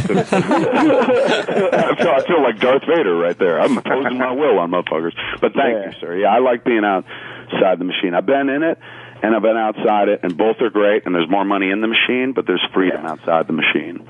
Yeah, and you're kind of like Blade. You walk in both worlds, and you're tremendous. Nobody's ever said that. Nobody's ever said you're quite like Blade. I'm a huge fan of yours. I'm also a huge fan of Adam Carolla's, and I know that you guys had a pretty epic dust-up on his podcast, and you actually did something that nobody does, and you walked into the Lion's Den and went into his building, and you guys had it out pretty good. And I'm a big but that honestly was out of like respect. Like I know, he's like Kevin screwed me over. He has his position, I have mine. But regardless of whether we saw eye to eye, this was a guy who like I looked up to. You know what I'm saying? And you want to talk about one of those self-starters, he's one of those guys as well. So while that was going on, you never want beef with anybody, but while it was going on, I was like, oh my God, what am I going to do? And then I was like, you know what? Just go talk to him. Like, you have your perspective, he has his, but you can sit there from either sides of town and say it on different shows, or you can just go to, he's never going to come to you, so go to his place. And he was good about it. Like I hit him up and I was like, hey man, can I come in? He goes, you sure you want to do that? And I said, absolutely. And right the day of, he gave me another chance to get out. He was just like, you don't have to do this. And I was like, no, dude, I want to do it. So we came over, and it's a pretty interesting listen. I mean, at the end of the day, I haven't heard it since we recorded it, but what I remember was we both wound up sounding like two little rich boys who had a fight. You know what I'm saying? Like, in the moment, I'm justified. But when the show was done, I got in the car with Megan, and I was like, "What? How was it?" She's like, "Oh, it was good, but you both sound spoiled." She's going, she goes, the whole thing comes down to two grown men who wouldn't pick up the phone to call one another because each of you was like, well, he's got to call me. I know what that's like. Yeah, it was, and that was really that was a bummer, man, in retrospect. But, sometimes you can't control what happens. I mean, I'm sure he'll tell you I could have controlled this by going forward with the show or something like that, but it wasn't strictly my call. And so everything went very weird and stuff, but I felt like, I'm going to go in, even though I know he hates my guts now forever and stuff, I felt like I got to go in and talk to him about it, and not because, like, this would be great radio, but more because, like, I've always liked this guy. Like, I like the cut of his jib, as they say. I like the fact that the dude is self-made. I like he talks about what he talks about and stuff. Our political views are vastly different, but, like, he's one of those guys. He's one of us. And I know he'd be horrified to hear me say one of us because he don't like me, but I like people like that. So that, honestly, as much as that moment sucked, it was a little heartbreaking because I'm like, God damn it, I like that guy, and now he don't like me. And sometimes it happens. It's tremendous radio, though, and I think that's what drew me to it. But the question I had for you was, is that where the relationship left? I mean, is there no relationship any longer? Do you guys not have contact with each other? Yeah, but to be fair, it's not like we were buddies before that. I'd been on his show once or twice when he had the radio show out here. And I'd been on Love Lines years prior, I think, when he was still there with Dr. Drew. But no, it's not like, there goes my bestie. Like, I saw the dude very irregularly or infrequently, and now even less so from time to time. But, that's honestly like something I'll always kind of regret, the fact that there's that falling out. And again, I know he would be like, well, we had it because of you, but regardless, I've kind of bums me out. The result was great radio. You keep killing vampires with Whistler, sir. I appreciate it. You rock, dude. Oh, my God. I wish I had a radio show so you could call me every morning and be like, keep it up. Later. All right. There we go. Kevin, we have hit the end of the program here. Thank you so much for calling in. We do the show every week. If you're in New York, if you have the time, please come by. I'd love to have you in studio. And, I know you're busy. Oh, in a heartbeat, dude. If I'm there, you can hear me. I like hearing the sound of my own voice and stuff. So, and especially if I could bring Johnson along, that's my dream, man. We do a podcast every once in a while called Wybra, yeah. Which we've yet to put out all the episodes. We've been collecting them all and stuff. But that, to me, is one of my favorite podcasts on the planet because that's when you see that show, that's the original Dante and Randall sitting next to each other talking. Like, I was Dante, and he was very much Randall. That's why that character of Randall is so cool. Like, coolest character I ever created or will ever create and stuff. Everyone knows Jay and Silent Bob, but I didn't create Jay. Jay was Jay. I did create Silent Bob. But the character that I created that people most identify with and probably the most beloved character I ever created was Randall Graves, still to this day. The blonde-headed clerk from the video store in Clerks. And that character is strictly 100% Bryan Johnson in that era of my life. So, like, he is exactly like Randall. So when you watch or hear Why Bry, that is where Clerks came from. Me and Bryan sitting in the convenience store or at the video store, doing anything we could to not work, talking about anything we could so that we didn't think, oh my God, we're stuck at fucking jobs, that we're better than this, and why aren't we doing more with our lives and stuff. So that show, man, being able to sit next to him and do that show is pure joy, because it takes me way back to before the start of all this. And believe me, I like all this. I'm not complaining. I'm not like, I wish it was like it was in the old days. No, it's much easier to pay bills now in these days. But those were halcyon days. I was just figuring out who I was and what I wanted to say and whatnot, and sitting next to that dude every day, watching him interact with the public. Like, that's where Randall came from. You know, the idea of a clerk behind the counter is like, fuck all these people. That was Bryan Johnson, man. So, yeah, for me, this has been a blast sitting here listening to you guys, and anytime I'm coming, I'm going to drag Johnson with me. Please do. Well, he may be here before you get here. So no doubt. Bryan and those guys have an open door policy to show up whenever they feel like. And the next time you're around, we'll have to do one of our big party shows where we have a lot of gourmet catered barbecue in the studio, fresh from the pitmasters themselves. Oh my God! You don't even have to tempt me with food, but I'll come. And by the way, I got to list you as an inspiration from the last time you were here on Opie and Jimmy. I'm on day 10 of No Sugar. You watched Fed Up. I watched Fed Up, and I watched this other film called That Sugar Film, Back to Back. Sugar Film, yeah, that's also on.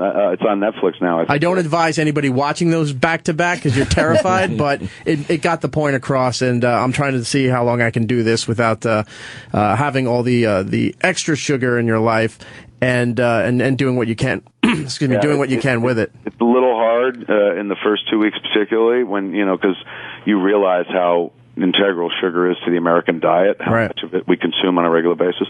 But once you can kind of eliminate it from your life, you create a different relationship with it. I don't know how to describe it. I don't know if it's this way for alcoholics or drug addicts and stuff, but I look at sugar now, or brownie or cake, and I'm like, oh, that looks amazing. I want it, but I'm not going to eat it because I know where it's going to go and what it's going to do. And I always hit myself with this eye-opener or wake-up call. Anytime I want to, like, I see something I want to eat and stuff, I just say to myself, you had your fun.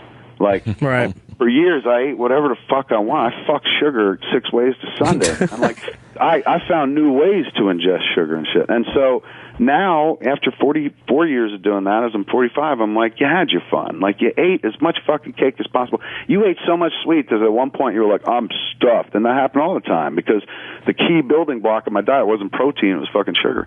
So once I remove that, man, it just kind of falls off. And I only say it a lot for people because I know there are a bunch of people who, like me, are always like, man, how do you lose weight? Is it easy? And blah, blah, blah. Give me the easy way to do it.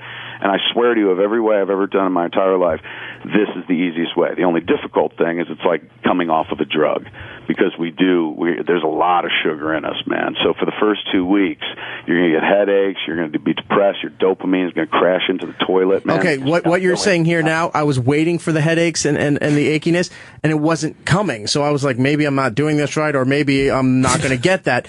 But as last week's show, and Giddles here can attest to that, the emotional level of depression and anxiety and whatever was all over the place. Like, I'm sitting there like, why am I'm about to start crying for no reason. Erik was sitting there all antsy behind the mic, and every once in a while he'd get up and pace. I was like, what is going on with him? He's just losing his mind. It was like when you see when they show you the don't do drugs videos where you see the little lab mice shadow boxing because they're going crazy on cocaine and stuff like that. I'm pacing, I'm grabbing the wall, I'm grabbing the desk, and I don't even realize I'm doing it. And I think that part is gone. You texted me saying you felt like you were pregnant. Yeah, I felt hormonal almost. I'm like, why am I turning into a girl here? Day 5, I told this story that I said, you know what, I'm doing good. I saw boxes of cereal in my pantry, and I said, you know what? I'm just going to smell it. And it was a box of blueberry frosted mini wheats. You just huffing right? it? And I was like, I'm going to smell it. And then I got mad at myself. I go, why am I doing this? And without even thinking, I punched the cereal box across the kitchen, and there's just cereal everywhere. And now I'm mad at myself because I was tempting myself, and now I got to clean it up. I was all over the place. It's tough, man. It's emotional. Like, I was bereft, dude. Like, I was sitting around depressed, and I couldn't figure out why I couldn't manufacture happy, and like, I was so unfamiliar with the feeling. And my wife was like, it's because the sugar. Like, all your dopamine was predicated on sugar. That's what, like, kept you happy and stuff. She said that was tough for me to admit because I'm your wife, and I should make you happy. She's going, but sugar was the thing. Sugar was the thing that, like, put a spring in your step every day. Hey, man, I got a shout out real quick before we go. Yeah, sure. There's a tweet from a dude named Nerd Church Podcast. Right. And he said, love Kevin Smith to death, but please remind him it's almost impossible to quote-unquote break into the biz. You have to know someone. I disagree. I'm not shouting this dude down and saying, you're wrong and dumb. I'm just saying I completely disagree, and that kind of fucking thinking doesn't allow for you to take a step toward art. You know what I'm saying? Like, don't think like that. Like, don't sit there and be like, I listened to all this, and the guy told me to record a podcast, but you got to know somebody to break into the business. Like, somebody else said to him, this dude Mercatron goes, yeah, it's kind of like basing your retirement on winning the lottery. No, dude, those are pipe dreams. Like, you can record a podcast and you do it for fun and you keep doing it because you love the content and it picks up an audience. It's just kind of the way it happens. But I know it's very easy for some people to be like, nah, you got to be famous and stuff like that. That's absolutely patently untrue. Don't listen to anybody who says something like that, kids, because fear is the mind killer. Dune taught us that many years ago and stuff. Don't let somebody kill your idea of fun or your willingness to kind of take a journey with what people will tell you is practicality. Like, oh, be realistic. That only happens to some people. All right, even if that's true, that it does happen to just some people, why the fuck not you? You know what I'm saying? Why them and why not you? So I'm telling you, as much as like Nerd Church Podcast obviously has his own podcast, so he definitely has an idea or two about the medium, but like, that's discouraging. Don't say that, dude. You can totally. I've watched it happen. I keep bringing this dude up as my main example. Harley Morenstein. He does Epic Mealtime. This was a dude who, on YouTube, this is a dude who was a Quebec school teacher. Like, he would sit there, kids would come in, and the kids liked him because he's kind of young. He's very young and funny. He said, I was the kind of teacher that I would set up the projector and pull down the screen, and so kids would come in the morning and be like, great, we're going to see a movie. And then he'd be like, okay, pop quiz. And then he'd give them a test, and the whole time they're like, aren't we going to see a movie? And he's like, why would you think that? He just fucked around with them and stuff, funny stuff. So one day he said he was all drunk at night, he was making a pizza, he crumbled up some hamburger, put it on the pizza, and he shot it, and then he put it up on YouTube. He got like 100,000 hits, and he says, so that day I realized I was an internet chef, even though he wasn't an internet chef, and he continued to build, and it became Epic Mealtime. Within 3 episodes, he said he had to quit school because the kids were like, I saw you on YouTube making food and stuff. And now the dude is on Forbes 30 under 30 list. He's one of the richest fucking entertainers come out of YouTube. And that dude didn't know anybody. He does now. Fuck, look at his Instagram. He knows everybody. But when he started, he was an English speaker in Quebec, about the furthest thing from the industry or showbiz as possible. And he broke in.